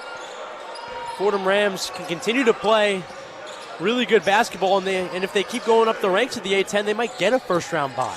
Yeah, that's the position they're in right now, but they're fighting to keep that standing. If they're Henry playing. Left side. Right side Lesmond at only 2 minutes in the first half. He gets a touch. Pass back to Henry. Misses off the front of the iron. Fight for the rebound. Bodija cannot save it on the sideline.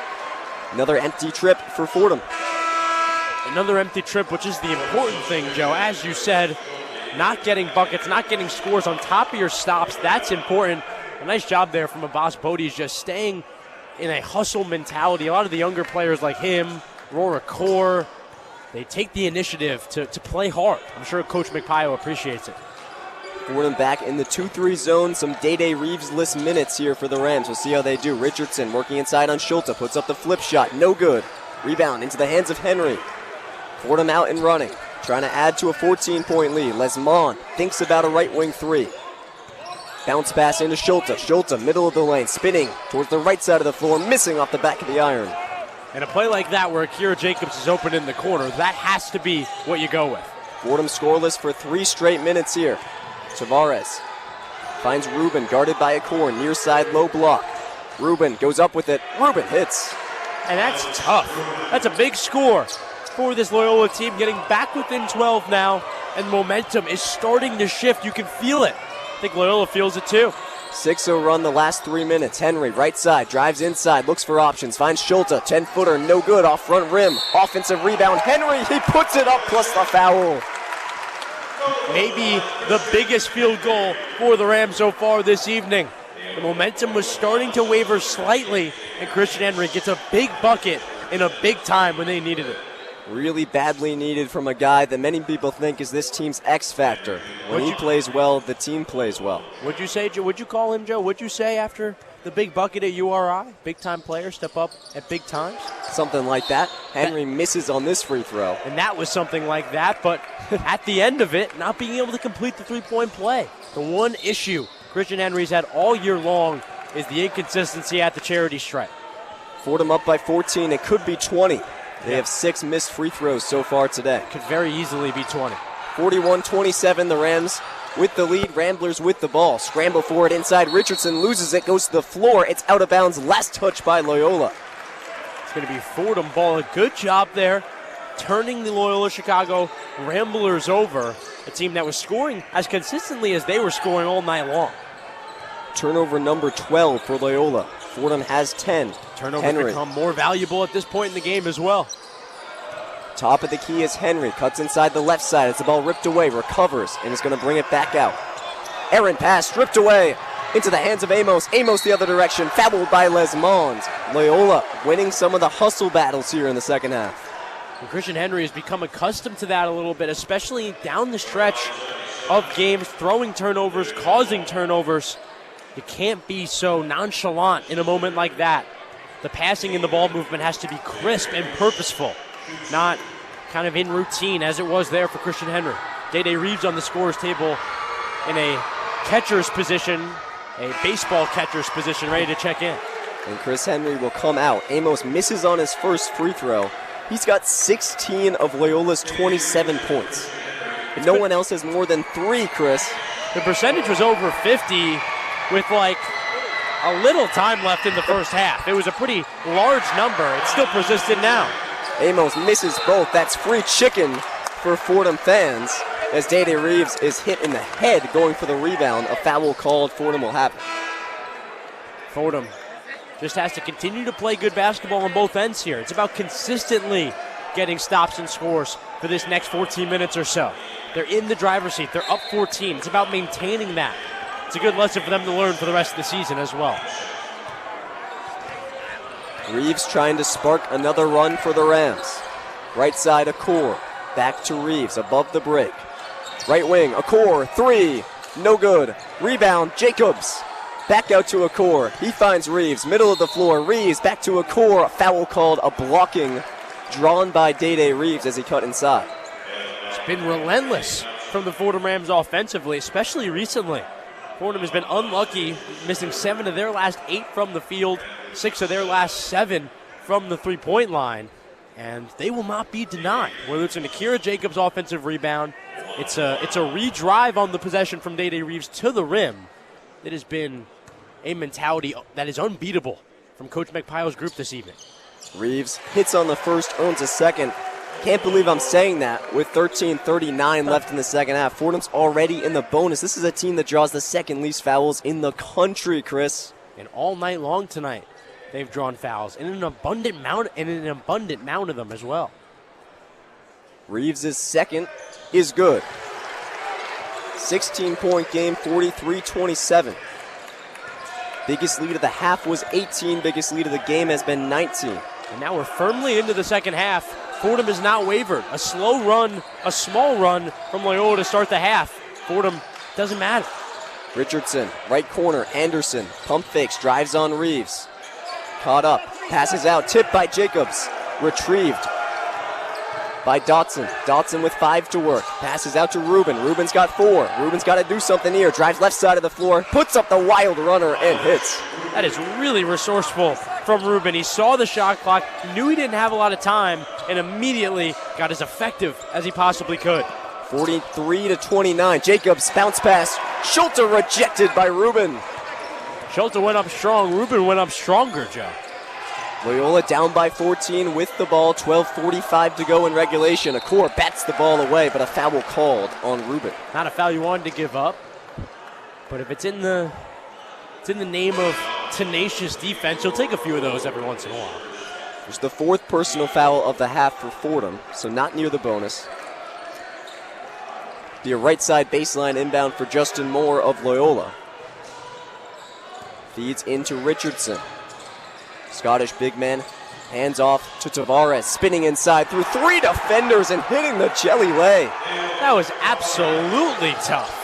Shades of Day Reeves splitting defenders and somehow getting a shot up and somehow getting that shot to go in. Magistry. Is that the right word, Joe? Sure. Ramblers hanging in there, down by 12. Schulte trying to get one back here. Spinning, low block, fadeaway, no good. Offensive rebound, Bodija gets fouled hard. There's bodies everywhere there, Joe. Between Rubin and Richardson and Bodija, guys look like action figures out there on the floor.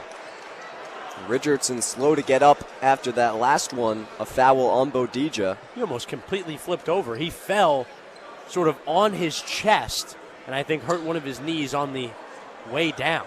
Not a easy way to land, a harsh way to land. Just his second personal foul, the 8th foul of the half for Loyola in just 8 minutes. I don't know if we've seen a opponent point total as low as this. 12 minutes left in the game, 31 points for Loyola Chicago. I know Mount St. Mary's College Division III program scored just 37 against Fordham, but as far as D1 teams go, this contends for the lowest number. I know LIU scored 53. Loyola certainly pacing less than that. Bodija misses on the first, gets 2 no matter what off the shooting foul. And despite that, Chris, just a 12-point game. Yeah, and I was just about to say 56 is the lowest point total from the Rams in the A-10 so far this season. They're still not on a great pace to score a lot of points here tonight, but when you look at opponent point totals in the A-10, this Loyola Chicago performance firmly below the rest of the performances Fordham has had to play so far this season. Fordham now up by 13 off the make from Bodija, 44-31. Glaskov kicks it right corner. Tavares, 3 is good. Make it Cade Dotson on the triple, and it's a 10-point game, closest it's been all half. Loyola's starting to feel it. Claps on the defensive end. Right wing Lesmond, double team, passes out Reeves. 2-3 zone, make it a 3-2. Lesmond, right wing, 3, no good. Long rebound, retrieved by Akor. It's a great job working. And Drew Valentine is incensed, hopping up and down, yelling. You can Reeves, hear the stomps. Right elbow. He hits.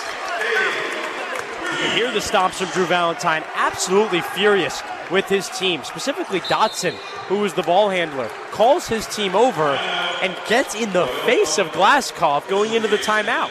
Called timeout, stomped on the floor, and got in the face of his ball handler. Drew Valentine, like you said early in this one, a guy facing a lot of stress this season, and maybe not a guy necessarily handling it well either.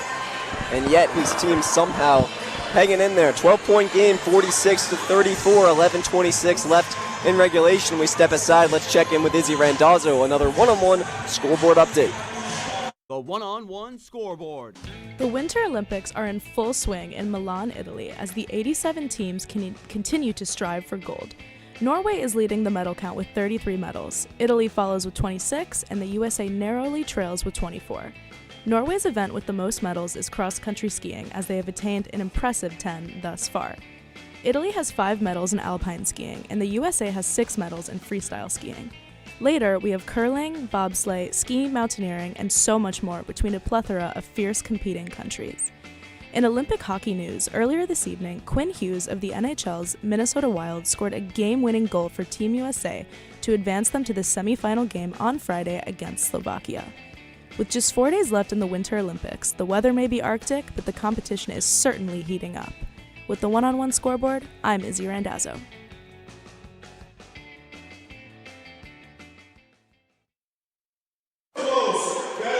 Thanks, Izzy. Joe Henry, Chris Carrino back in the Rose Hill Gym. Let's check in with the A-10 standings. Fordham 5-8 currently, alone in 10th place. That would earn them a bye in the A-10 tournament.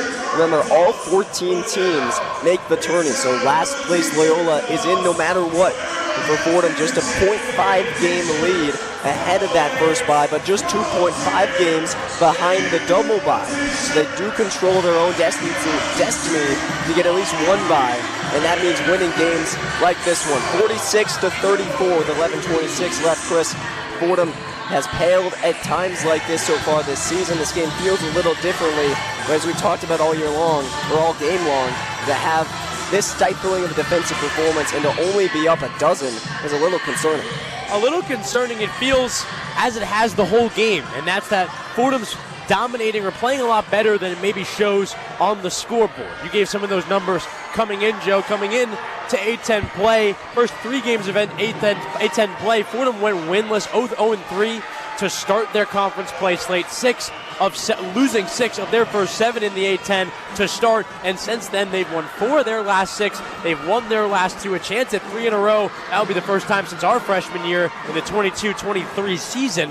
Fordham, similar to tonight in the grand scheme of things, needs to assert the dominance when they can, whether that's on the defensive end getting stops or on the offensive end scoring in an efficient manner. I've said that all night long, but Joe, it's simple. It's the key. Being able to score efficiently and being able to tenaciously defend on the other end. That's what is the key, and that will really keep this Loyola team out of the game. It's going to be a game of runs. Loyola's going to need a run to get back into this game. Being able to limit that or stop that completely, that's the name of the game for Coach Magpaio's team. Checking back in on the box score. Leading scorers for either side each have 16. Xavier Amos for Loyola and Day Reeves for Fordham as we get back started here with 11 and a half minutes left in regulation. Both teams with different success recently offensively. Loyola Chicago 3 for their last 4 from the field. Fordham 1 for their last 4. Richardson, left wing 3, no good. Rebound Reeves. Fordham gets a stop out of the break. Fordham 1 for their last 8 from the three-point line, 1 for their last 4 in general. They need a bucket. Reeves going to work. Right wing Green. Back up top Reeves. Down low Bodija on the right side of the floor. Low block. Nowhere to go with it. Has to kick back outside to Reeves. Reeves, center of the floor. Penetrating, stepping back, cutting through, off the glass, and in. Day Reeves, the bench is losing it as he's up to 18 and Fordham's up 14. I'm losing it along with Aiden Crotty and Max Miller. That was ridiculous. The stop and go in the lane, Day Reeves, you simply amaze us. Left wing Tavares thinks about a 3, passes back out to Dotson. 48-34, 10-20 to go. Amos cuts inside and draws a foul on the shot. Fordham not wanting to commit a foul there, but they're playing so hard and it's such a light foul, you can't really be upset going into the timeout and the break here, up 14. Like you said, Joe, they want to keep asserting that dominance, the amount of separation they feel on the floor. They should feel that on the scoreboard, and they're getting there. Free throws have defined this game for a large part of it. 13 for Loyola, 17 now for Fordham. Again, Fordham, they don't go to the line at all, and yet they've lived there, but they haven't been efficient. Just 10 makes on those 17 tries, 58%. Loyola not much better, just 61.5%, 8 makes on 13 tries. Amos is going to go to the line again. He's already shot 10 free throws today. Chris is the only guy who's done anything. He's counted for 46% of their scoring through 30 minutes of play.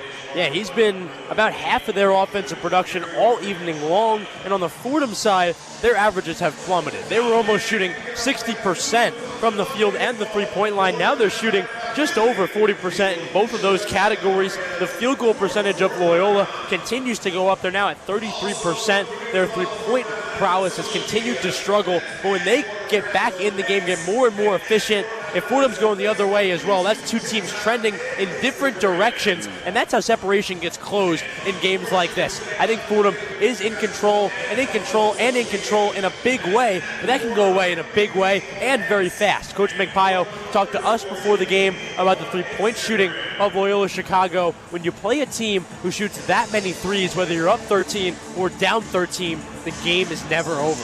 Absolutely, and Fordham's done such a great job of defending the three really inconsistently throughout the A-10, but especially the past 2 weeks they've been fantastic, except for that first half against St. Joe's. But the in-game adjustments have made so that their second half three-point defense has been exceptional, and we're seeing it today. Just 3 of 13 in the first half is Loyola, but how about 1 for 5 in the second half, 4 for 18 overall, 22%.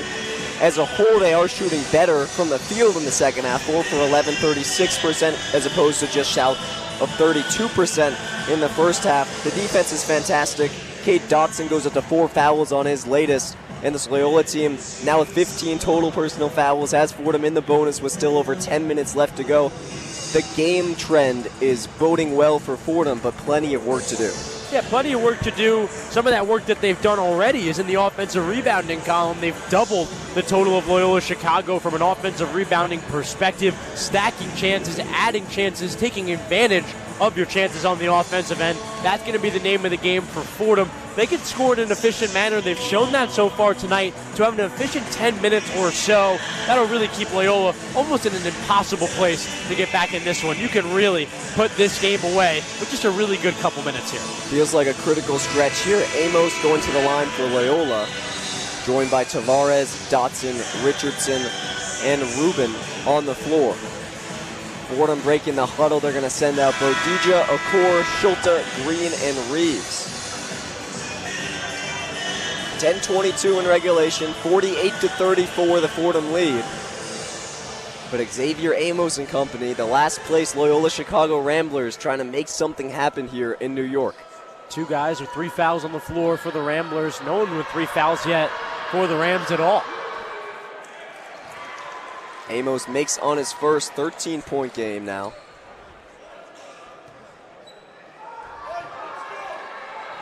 Amos played at NIU to start his career, then Wisconsin last year, played a role on a tournament team as he makes both at the stripe back to a 12-point game. It's been here pretty much all half, Chris. And his no fear, no hesitating mentality has been good for the Ramblers down the stretch. As I've been joking all evening long, he hasn't been hesitating to shoot or get involved, and that sort of mentality has helped a Loyola team that looks just a little less confident than their opponent, the Fordham Rams. 48-36, 10 minutes left in regulation. Day-Day Reeves at the M of the Script Fordham logo. Right wing, Green, quick trigger 3, off back iron, offensive rebound, Bodija. Bodija puts it back up, too strong. Fight for the rebound, retrieved by Loyola. Continuing to not get scores on the offensive end, Fordham puts themselves in a precarious place. More the other way. Inside, Rubin is fouled by Okor. Got his hand in on the pass. Still a 12-point lead for the Rams. Doesn't feel like they've really done much to continue to assert this dominance, but it has persisted. Fordham getting lucky. Loyola Chicago hasn't lit it up on the offensive end down the stretch. They could have been in trouble. Be a left side baseline inbound for Justin Moore and the Ramblers. Shot clock at 23, game clock 9:55. Loyola Chicago still down by 12. Bodija bats the ball out of bounds from Richardson on a dribble handoff. It's going to stay with Loyola. 19 on the shot clock. And it's simple, Joe. We talked about it before the game, looking at the makeup of this Loyola team. No player averaging more than 11 points. They have 8 guys who are averaging 7 points or more, so they do get it from a lot of different guys, but they don't just have that necessarily dedicated scorer they can go to down the stretch. Rubin, flip shot is good from 10 feet out. If there's going to be anybody in that role, it would be Rubin. He does a fantastic job there. Being able to score that way more consistently is going to really help his team. Team's second leading scorer is Rubin. It's been quiet tonight, just 6 points. Jacobs 3, no good from the corner. Rebound retrieved by Loyola, but Richardson batted it out of bounds. And Fordham had already retreated, surrendering the rebound, but Richardson lost a handle of it, went to the ground, and just pretty much chucked it out on the baseline trying to save it. Joe, I can't sugarcoat it. That's really, really bad. Drew Valentine, his head coach, knew it. To have full possession with no one even contesting it and to basically boot it out of bounds, that is not good, especially in such a high-intensity spot of the game. 13th turnover of the day for Loyola. Gets an extra possession for Fordham, who takes a 30-second timeout here. Fordham has not scored in the past couple minutes. They're 1 for their last 4 from the field. How about 1 of their last 10 from 3? They're 6 of 16 now. They had been, 5 of 7 to start the game? Yeah, 5 of 7, and just they were efficient in general at the early stages of this one. That is dissipated. Even when we're talking about the point total, that point total this whole game hasn't been nearly as high as it should be. They're shooting 48%. That field goal percentage has dropped all the way to under 40%, 16 for 41. A Fordham group that was really efficient to start this one and have kind of coasted on it ever since. Henry has had help the past 2 weeks. Rather, Reeves has had help the past 2 weeks. He's gotten a little bit today. He's up to 18 points to lead all scorers, but Jacobs has 9, the 3 made threes. Henry has 7. Bodija 5 and Green 4. Rika Schulte conspicuously scoreless so far. Bizarre. The X Factor, I called him before the game. He gets a touch here. His double team has to pass out to Reeves. Now back to Henry on the right wing. Henry with 10 to work out of the break. Passes to Reeves left wing. 5 to work. Reeves got to go to work. Driving inside, stepping back, passing out. Henry, contested triple try, no good off front iron. Rebound Bodija. Inside Schulte, wide open, he missed the layup. Just about to say, right on cue, Joe, just missed a bunny. Other way, Dotson lobs it up for Rubin, who finishes with the slam. Now that is a momentum shift to miss one of the easiest field goal attempts of the day, and on the other hand to have an electric, energetic dunk. That's a swing, Joe. 8-point game, the closest it's been all half. 48-40, 8:28 to go. Henry will let it roll into the half court before picking up. Fordham scoreless, its last 2 minutes. Right wing Jacobs. Schulte at the elbow. Finds Reeves on a back cut. Reeves to the cup. Reeves finishes through traffic. An offensive foul called. Fordham has had the fortune of being on the lucky side of most calls so far tonight. The first one they're not is maybe the most important one of the game so far. Really unlucky for the Rams. You don't want to tell Day-Day Reeves to act or play any differently. You like that sort of mentality. Definitely disappointed to see that call go that way. Loyola could make it a 5 or 6 point game here. 48-40. 8 minutes to go in regulation. This team was down by 19 late in the first half. Rubin at the nail. Working inside on Bodija. Flip shot is good. In every way possible, they're getting it done. It has been an inspiring, surprising last stretch for Loyola.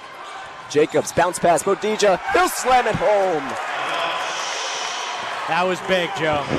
Really, really, really big. Now a stop. Back to an 8-point game. Getting a stop's important. Getting a stop and a score would be best case scenario. 7.5 to play. Rubin's been hot, puts up another and hits. Continues to stay hot. Miles Rubin has hit each of his last 4 tries from the field. Back to a 6-point game. Reminds me of Allen's Pack's performance with George Mason against the Rams earlier this season at home. Okor, left wing, triple. No good off back iron. Rebound Rubin. Loyola could make it a 1-score game. 50-44, 7 minutes to play. This is escalated Lead was quickly. 19, now 6. Dotson, 3, no good. Rebound Henry. This has really escalated quickly. The Rams can simmer hopes and fears with a bucket here. Reeves, left side, tied up, passes out. Henry. Back to Reeves on the left wing. Jacobs up top. Henry, right wing, probes inside. 10-foot floater is good. Steady, reliable. The words that this Fordham team would like to use to describe Christian Henry. It's when he's at his best. Tavares, 3, no good. Richardson's follow, no good also, and a foul called against Okor. Went for the yam off of the missed 3. I was about to say, not only did he go for the dunk, he went for the momentum shift, the big momentum play, couldn't quite get it. Loyola still in a really good spot for where they were. It's the 4th personal foul for Roar Core, who remember fouled out of the URI game, but has been such an important piece for this Fordham team. He has just 3 points today, 1 of 5 from the field and from 3. Brings us to our under 8 media timeout, 52-44. Fordham's lead dwindling here with 6:24 left to go. Don't go anywhere. We'll have more Fordham men's basketball right after this.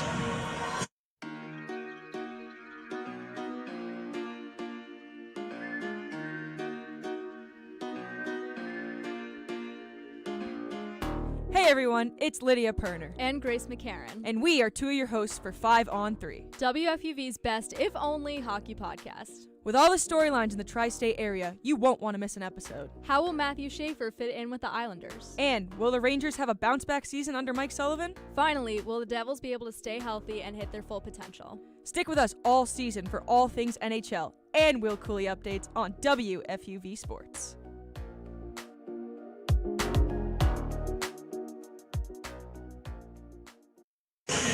Joe Henry, Chris Carrino back in the Rose Hill Gym, where a once 19-point Fordham lead has trickled all the way down to 8. 52-44, the final 6 minutes and 24 seconds inbound from the Bronx between a Fordham team trying to escape the pillow fight of the A-10 tournament with just 5 games left and the Loyola Chicago team firmly embedded within it. That's the story so far. A Fordham team exceeding expectations. Loyola doing anything but that this year, but a Loyola team showing a lot of fight here in the second half, Chris. Joe, a ton of fight. Really impressed with Coach Valentine's group.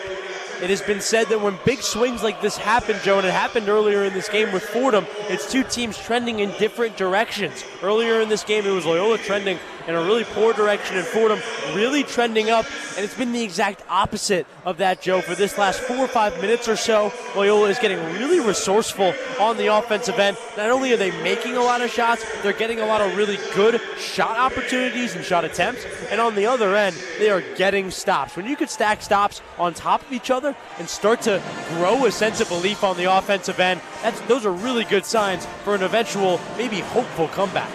Yeah, Fordham shot 50% from the field in the first half.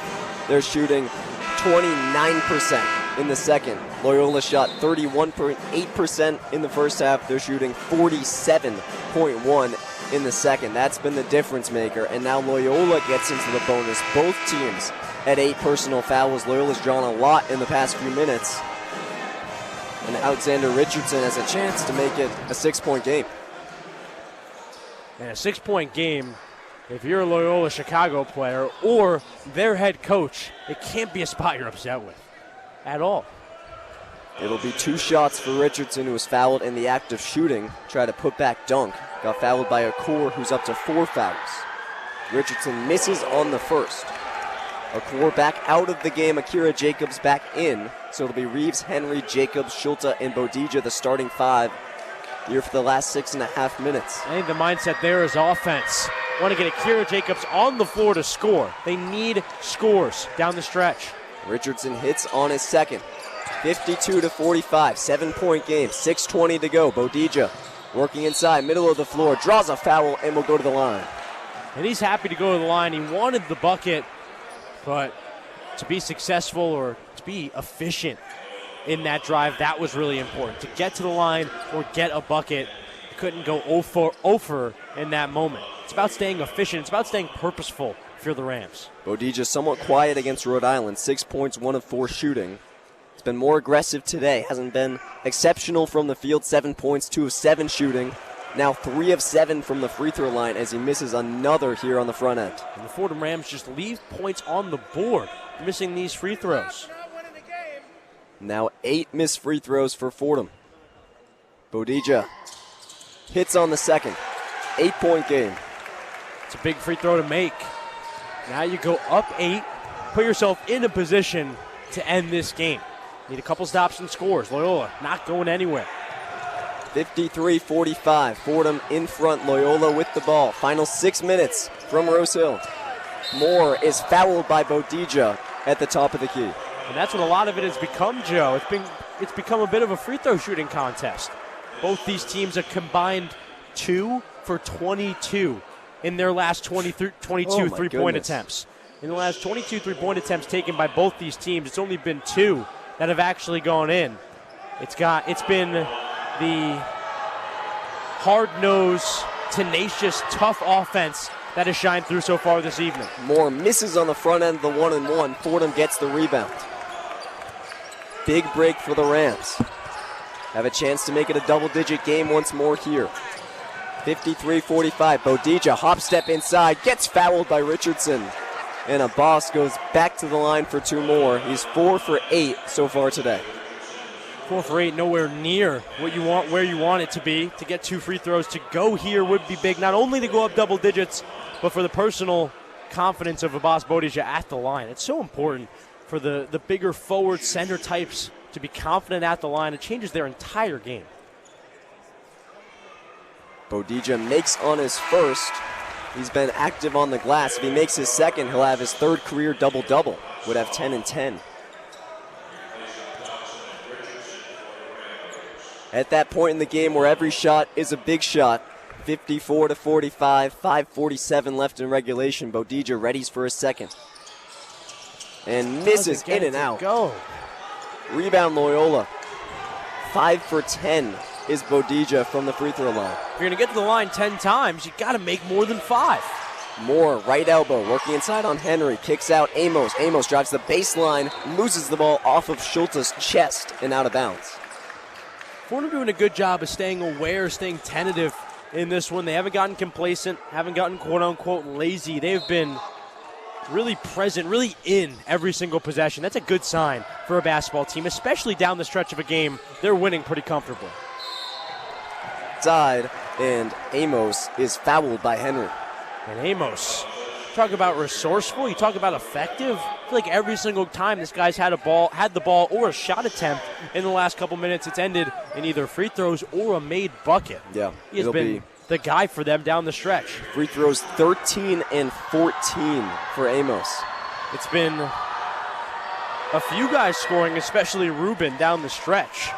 But Amos has been the steady and reliable guy all evening. You brought up those percentages earlier. Had a large, very strong percentage of Loyola Chicago's offense all night long as he misses there on the second free throw.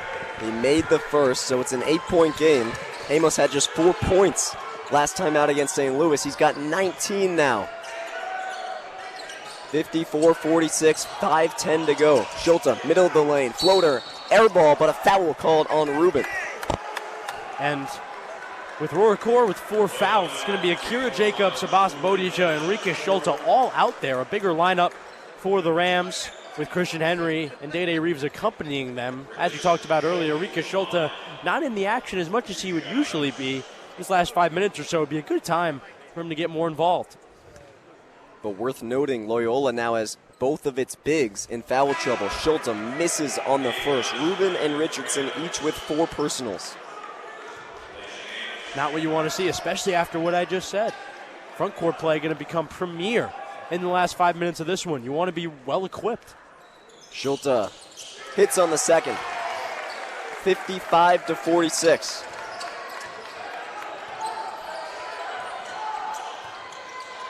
Loyola with it down by 9. Tavares tied up left side baseline. Kicks out Glaskov. Defended well by Bodija. Probes the right side. Has to bounce pass it out. Up top Moore. Double team. Gives it up to Rubin. Middle of the floor. Kicks it corner. Tavares. 3 is good. That's a really big shot for the Ramblers.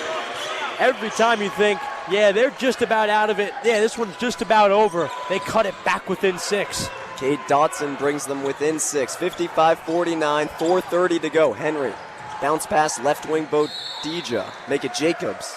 Bounce pass is kicked out of bounds by Tavares. Will stay with Fordham with 20 on the shot clock.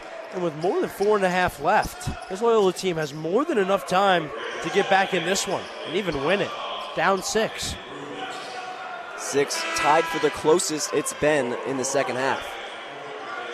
Fordham Rams have led for a long time in this one, more specifically 16 minutes. Right side baseline inbound. Henry will feed to a core. Contested catch. He makes it. Henry on the left wing. Trying to add to a 6-point lead late in this one. Final 4 minutes and 20 seconds. Henry working towards his right. Now spins left. Henry, middle of the floor. Tied up by Richardson and rejected. Amos the other way. Loyola with it. Moore, bounce pass inside. Richardson fouled hard by Jacobs. And Loyola can make it a 4-point game. In amongst the trees, not creating separation, lazily putting up a shot. Christian Henry having a disastrous offensive possession there. And a good job from Akira Jacobs hustling back, not letting a free fast break score. He's making him go earn it. Both teams will be in the double bonus the rest of the way. Richardson makes on the first. It's a 5-point game. Closest it's been all half. Both these teams have struggled from the free throw line. These aren't gimmies. Loyola 13 for 21 from the line, and the Rams 13 for 23. Both well below the nation's average. Richardson readying for his second. Misses off left side of the iron. Whistle blows. A lane violation is going to go against Fordham, I believe. Yeah, I believe it's going to be on Abbas Bodija. Bodija really not happy after that one. The North Carolina Tar Heels had a pretty timely lane violation at the end of their Duke game in the ACC tournament last year. Basically lost them their ACC tournament game. And a timely one there as well. Makes the free throw. 4-point game. It has not been closer all half. It hasn't felt this close all half either. Loyola Chicago supporters starting to sense it. Not just starting, they are sensing it. 55-51. Final 4 minutes of regulation from Rose Hill. Reeves, right wing. Maneuvers towards the baseline, deterred by Amos. 10 seconds to work. Lobs a pass, Lesmond, top of the key. Fails to get penetration. 5 seconds for Reeves.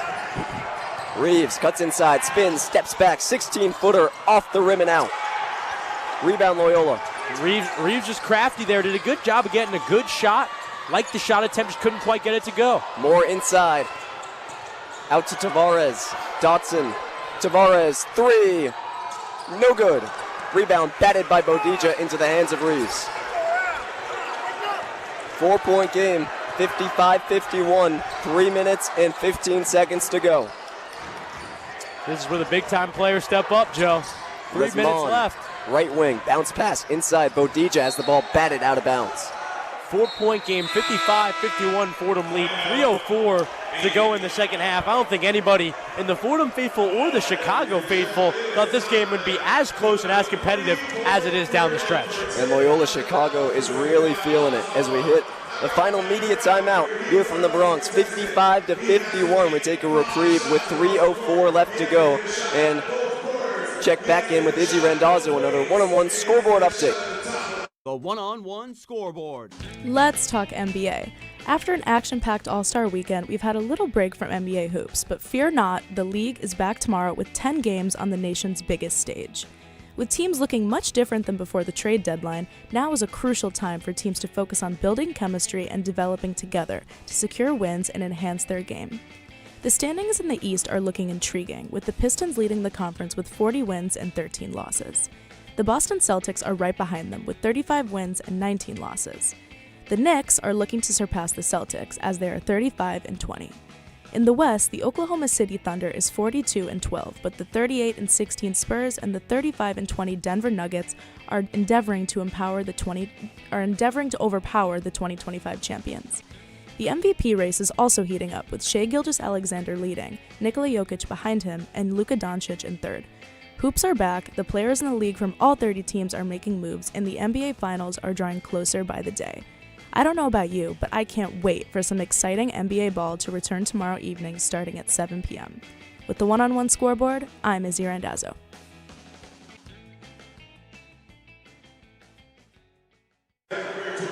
Thank you, Izzy. You can hear from her again along with Max Langer on the one-on-one post-game show at the conclusion of tonight's matchup. Just 3 minutes and 4 seconds to go here. 55-51, Fordham in front. Joe Henry here with Chris Carrino. Take you to the finish line. Chris, what have you seen Loyola going on this big run? Well, first I was going to say, Joe, we usually have it during the MLB All-Star break, but it's one of those weird times in the winter in America where no professional teams are playing right now. The NHL is out because of the Olympics, as Izzy mentioned, the NBA on their All-Star break. A lot of the attention points to the college game. And what a time for there to be more attention on the Fordham Rams. Maybe their best first half of a game so far, and they have coasted, they have lived on that first half performance throughout the second half. 3:04 left in the second half. They're up 4. Their lead has dwindled significantly as this game has gone along. It's happened slowly but surely. The Fordham Rams now shooting firmly below 40% from the field and from the three-point line.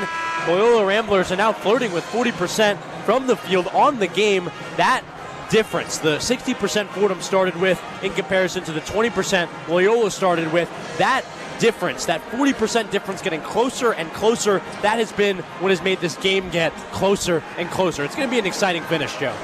Fordham will have it right side of the baseline. Henry to trigger, joined by Akor, Schulte, Bodija, and Reeves.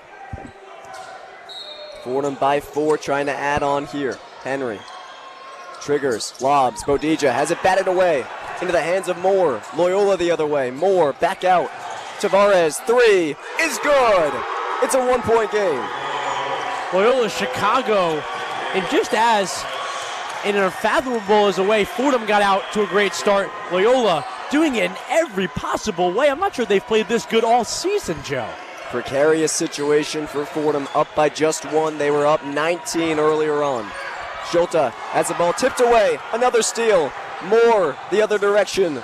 Looking for options. Trailer, Rubin. Won't take a three. Rubin, middle of the lane, passes back out to Moore. Loyola can take its first lead since it was 8-6. Moore cuts the middle of the floor, passes out, corner, Amos, three. Off back iron, rebound, Accor. Has me at a loss of words, Joe, to describe just how aggressively things have gone bad for Fordham here down the stretch. Fordham has to kind of mask the storm here. Reeves cuts inside, draws contact, finishes off the glass. Fordham back up by three. If there's a guy who's going to weather the storm for you, Joe, it's Day Reeves. When they needed a bucket, they got one from Day Reeves. There wasn't a possession in this game that the Fordham Rams prioritized the bucket more than that one, and they got one. It was a tough physical bucket, and Day Reeves down the stretch of this one is so important to Fordham pulling this one out. Reeves up to 20 points. The Fordham lead back up to 3. 57-54. Fordham trying to avoid its worst blown lead of the season. Dotson left wing, up top Moore. Moore wanders towards the right side, swings it back to the left. Tavares, up top Rubin, 10 seconds to work. Tavares driving, middle of the lane, on a core, floater, no good, batted away, into the hands of Reeves. Reeves in the full court, Reeves full steam ahead, Reeves all the way to the cup for the finish. Captain Day doing captain things on both ends of the floor, leading by example and leading his Fordham Rams past what could have been, Joe, just a disastrous comeback from Loyola Chicago. Disaster averted, if for only a moment. 59-54, the Fordham lead with 81 seconds to go. Loyola Chicago will call timeout. Loyola Chicago will call timeout, and going into that timeout, a little bit of a shaken up player going in to the Ramblers huddle. It was Xavier Amos, the guy who's been so important for this Rambler team all evening long, with about as strong of a limp as I've ever seen. Not sure if he'll go back out on the floor. You mentioned it earlier, Joe, but this Rambler team has fought and clawed so hard tonight. It would be a shame not to see them rewarded with at least a close finish, let alone a victory. Now, in terms of what Loyola will do, this team shoots three-point tries on almost half of its possessions. They've shot it more than half of the time today. 24 of their 43 attempts have been from three. They're just 6 of 24, but when they've needed it here in the second half, they've hit. And you have to think, down by 5 with 1 minute and 20 seconds to go, that's what they look to do. And Joe, I don't know how many teams in the country can have a 6 for 24 resume in the game and still be within 5 points. That is ridiculous. Amos being stretched out on the baseline by his trainer. Ball into Moore, right side of the floor. Middle of the lane, Rubin has it poked away by Schulte, recovers, puts up a hook shot. It's too strong, rebound Henry. A minute left, one more score for the Rams. They can put this one away. You'd have to assume it's going to Day Reeves. Reeves on the right wing, back up top, Henry. Henry at the Fordham logo, swarmed on a double team. Henry trapped, calls timeout. Good work there from Coach Mike Magpayo, sensing his point guard was going to face some danger. In that case, it was a mid-court double team, and Coach Magpayo on it immediately, giving up their second to last timeout. Both teams now with one timeout left, Joe. Not the usual infinite amount college teams have toward the end of games. Both teams not working with a lot. Yep, 59-54 Fordham, 53.7 on the game clock, 13 on the shot clock. So if you're Fordham, priority number 1, use those 13 seconds, take as long as you can. And priority 2, get it into safe hands to make sure you don't have a live ball turnover, and better yet, maybe get a made shot here. You have to think Day Reeves the guy to go to. Yeah, Day Reeves, whether it's been early in the season or now, when they need a bucket to determine the outcome of a game, it's been Day Reeves who they've given the ball to. I'm not sure, Joe, if they'll take that information I just said, full well knowing the other team also might know that, and maybe they'll go the other direction. Maybe they'll go unexpected. I know Coach Magpayo trusts Christian Henry a ton and trusts him in big moments like this. I wonder to see if maybe he goes a different direction, Joe. We'll see. Yeah, it was Roar Core who got the ball at the end of regulation against URI. With that miraculous play. Yeah. It's a bank 3. He's been in the game in crunch time with 4 fouls. Would expect him back out with the Rams a 3-point shot away from sealing this game. If you're just joining us, it's 5 points the difference. 59-54, final 53.7. Fordham was up by 19 late in the first half. They were up by 18 early in the second half. Fordham's had some heartbreaking and depleting losses at home so far this season, whether it's been Holy Cross and JIT. They do not want to add this one to that list. Henry will inbound far side of the floor, gets it into Reeves. Reeves crashing the left side, kicks back out Henry, thinks about a three, 8 seconds to work. Henry, got to go to work, step back, three-point try, no good. Rebound Tavares. Weird possession there from the Rams offense. 38 seconds to go, Moore probing, bounce pass, Rubin inside, puts up a flip shot, is good. 3-point game, ball into Henry. 30 seconds to go, shot clock not turned off, Loyola not fouling yet, and now they do. Christian Henry holding his hamstring as well, his right hamstring, maybe feeling slight discomfort. But even in moments like that, Joe, where there isn't a timeout initially from Coach Magpayo, in a possession where you need to get it across half court, Dede Reeves just so dependable. Reeves gets it across the timeline, and immediately the foul applied by Dotson. So he'll step to the stripe, 7 of 7 today at the free throw line. It's a double bonus opportunity, so 2 shots no matter what. His team shot 23 free throws tonight. He's made 13 of them. Reeves' first is good. 4-point game, 27.8 to go. 6 for 6 from the line in their win against Rhode Island. In the big games, the big victories for the Rams this season, it's been a lot of made free throws from Dede Reeves on the box score. Reeves could make it 5 here. Spins the ball in his hands. 2 dribbles. Bends the knees. Releases. And hits. 27.8 to go. Shot clock turned off. Loyola won't call its timeout. Moore up ahead. Left side. Dotson back to Moore. At the logo. Probes inside. Back out Dotson. Dotson sidestep. 3-pointer. Off right of the iron. Rebound Jacobs. Into the hands of Reeves. Loyola not fouling yet. 10 seconds to go. Reeves escaping. Leaves. Throwing it ahead to Jacobs. Jacobs not fouled. He finds Henry. Now a foul applied with 4 seconds to go, and the Rams up by 5. Finally, they escape an onslaught from Loyola. They made it. They got out. A 5-point lead, 4.1 on the clock. It seems they're past the point of return. They've done it and avoided one of the biggest disasters of the season in the conference all season long. You don't want that first half performance that you loved so much to be marred in controversy and bad feelings. To come out on this one with a victory, that's important. Christian Henry missing at the line, what he's done all season long, unfortunately. The one part of his game he hasn't excelled, the Achilles heel, if you will, Joe. He'll get one more with 4.1 to go. Fordham by 5, make it 6 off the make. Not much Loyola can do here. Pass up ahead to Rubin. Back to Moore. Moore with 2. Passes to Dotson. His 3 is good at the buzzer to make it a 3-point game, but it doesn't matter. For the first time in 3 years, Fordham has won 3 straight in A-10 play.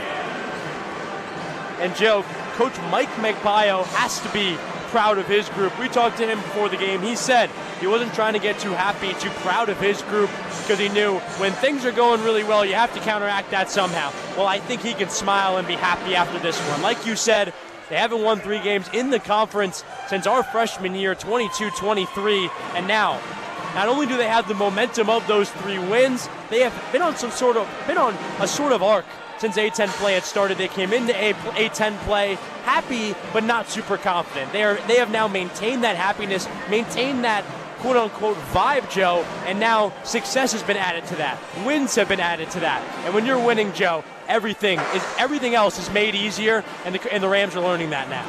62-59 the final. Fordham, its 2nd home win of conference play, its 6th overall. We're joined now by Fordham assistant coach Derek Phelps. Derek, congrats on the win. Your overall thoughts? It was a blowout at a time and then a big comeback effort, but the team, as it's done the past 2 weeks, doing enough to pull out the win.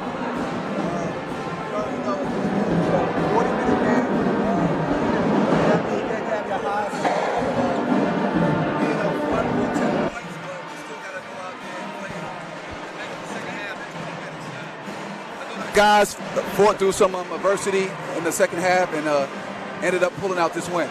Sorry, Coach, I had the wrong microphone in for you. Chris, go ahead. And, Coach, throughout this one, for the full 40 minutes, it felt like one of the best defensive efforts from your team all night long. How important is it for your team to have a good defensive effort on one end and let it translate to the other end? Well, you know what, defense pretty much wins you games, and if the offense is clicking, then pretty much in any game at that standpoint. But we rely on our defense. We got some big guys that play at the 3, 4, and 5, so we got to use our length and our size, and and just play bully ball on the offensive glass. That's our winning formula so far. But overall, man, I thought our guys stayed with it. They made a good push at the end of the game. They made it pretty tight, but our guys came through. I thought Day finished strong at the end of the game. Obviously, big part of the scout, the three-point shooting for Loyola. They don't shoot it at a high percentage, but they certainly do at a high volume. 7 for 26 today, though. You guys did more than enough from distance to slow them down. Yeah, the big key, man, they shoot a lot of threes, and if they start hitting, they really tough to beat. I'm glad we kind of maintain them not making a lot of threes today, even the main guys that can shoot them. But overall, we was focused on that, and we ended up, having a chance to, win this game the way we did. And Coach, believe it or not, we only have a few games left in this conference slate. What are a few specific goals you have for your team in this next couple games heading into the tournament? Well, I think the biggest thing, I think this was a good right step winning at home. We struggled in Atlantic 10 winning at home, and this is a good step forward. Yeah. And with 2 more games at home, if I'm correct. Yes. And we have to, if we can win 2 more at home, just take care of your home floor, then you never know what happened on the road, which we've been so far pretty good on the road in Atlantic 10.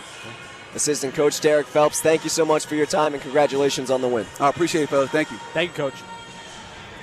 62-59, the final score. Fordham over Loyola. Derek Phelps giving out fist bumps after the win. Fordham, winners of 3 in a row, Chris. And Joe, as you know, Coach Derek Phelps comes from a culture where you dive on the floor in the pregame warm-up down there in Carolina. His team encapsulated a lot of that feeling, a lot of that vibe here today. I used the word tenacious about 1,000 times. It was apt, and it felt right every time I said it. This team played hard, whether it was on the defensive end stacking together stops or on the offensive end being really efficient for a large stretch of that first half. Fordham did enough to put themselves in a position to win this one. 62-59, the final from Rose Hill. Fordham has won 3 in a row. Its second home win of A-10 play. It advances to 6-8, still looking at a first-round bye in the A-10 tournament with just 4 games left to go. Loyola Chicago down to 2-12. Fordham back home Saturday against Davidson, 2 p.m. tip on 90.7. We'll be here with you. In the meantime, for my partner Chris Carrino, I've been Joe Henry. Stay tuned. We're sending it across the street to the Rose Hill Studios. Max Langer and Izzy Randazzo for your one-on-one post-game report. The one-on-one post-game report. And we welcome you inside the one-on-one post-game report. My name is Max Langer, alongside Izzy Randazzo, reacting right now to a 3rd consecutive Fordham Rams victory. Their first 3-game win streak, as Joe and Chris mentioned on the broadcast, in 3 years since Rose Thrill. And they hang on by the hair of their teeth in this one. They beat Loyola Chicago 62-59. Day Reeves, the A-10's leading scorer, had 24. And although they narrowly avoid blowing a 19-point lead and 12-point second-half lead, a win is a win, especially at this time of year, Izzy. I agree completely. I feel like it was really nice to see them, although they kind of, like you said, almost did blow the 19-point lead. It was nice to see them come back at the very end because this team does have a lot of heart. They do have a lot of energy, so it was great to see that kind of towards the end of the game. Yeah, I think for me, the players that really stand out, obviously Day had 24, goes perfect from the free throw line, which is especially big in a game like this. As you got down towards the end, it was evident that Loyola Chicago was going to be within 1 or 2 possessions. You need to be able to make your late game free throws, but also Akira Jacobs going 3 for 4 from beyond the arc, especially on a night where Fordham only shot 30% from deep. Being able to go 3 for 4 was a big boost for the Rams from 3-point range, and Christian Henry especially, who didn't start out the game shooting the basketball the way he probably would have liked, but in the second half he controlled the offense, he controlled the tempo, and when he really needed to, he helped control the Rams, get the ball across the timeline, and make shots to really put the nail in the coffin against Loyola Chicago. I think the defense is really what won this game for them. As Coach Phelps said, he said that defense is what wins games, and I think that is very evident in today's game because, I mean, although Fordham's shooting was a little bit better than typically, the defense overall was just a lot better than their offense, I'd like to say. But I will say that their offense, in terms of scoring, a lot of players on the roster who were on the floor tonight were able to score points. I liked how the scoring was kind of spread out amongst them. Yeah, absolutely. They got contributions from all over the roster. Abbas Bodija also had 9 points. We mentioned Kobe Price at halftime. He got a bucket. Marcus Green shot effectively from the field, and Roracor also hit a 3. And conversely, when you look at Loyola Chicago, right, even though they had a lot of scoring, they only got it from 6 players on the floor. And while they still only lost by 3 points, it's easier for Fordham to play defense against that because they know where the scoring and the offensive output are going to come from. Looking at this Rams team, right, they've won 3 in a row. They're peaking at exactly the right time, and this is kind of a trend that Mike Magpio's teams typically do. Last year when he was at UC Riverside, maybe they didn't get off to the fastest start, but typically in his coaching career, teams have sort of gotten better as the season has gone on, and you're going into March. What do they need to work on as, in 72 hours they're going to play Davidson right back here at the Rose Hill Gymnasium? I think just really trying to maintain when they have a lead, maintaining the lead, not really, slipping and letting that lead kind of go away to the other team. I also think the defense, of course, they need to keep building on that because they had 38 rebounds tonight. Their rebounding is typically incredible. Defense, typically very, very great. I really want to see the shooting look better. Honestly, the 3-point percentage, 32% tonight, they could do better. They really can. And from the field, 40%, which is better than typical, but we got to get more shots to sink. That's the key. Still, though, a lot of great takeaways here tonight for the Rams. They win their 3rd in a row. Once again, that's the first time they've won 3 in a row in 3 years. They play Davidson on Saturday at 2 p.m. You can listen to that game on WFUV Sports YouTube Live and 90.7 FM. Once again, your final score, Rams hang on. They beat the Ramblers 62-59. For Joe Henry and Chris Carrino on the call, Travis Hayden behind the boards with assistance from Mr. Owen Kelty. We got Ethan Best supplying the graphics, Izzy Randazzo with the updates, and joining me for halftime and postgame, I've been Max Langer. Our sports director is Bobby Chaffardini, and Fordham Men's Basketball is a production of WFUV Sports.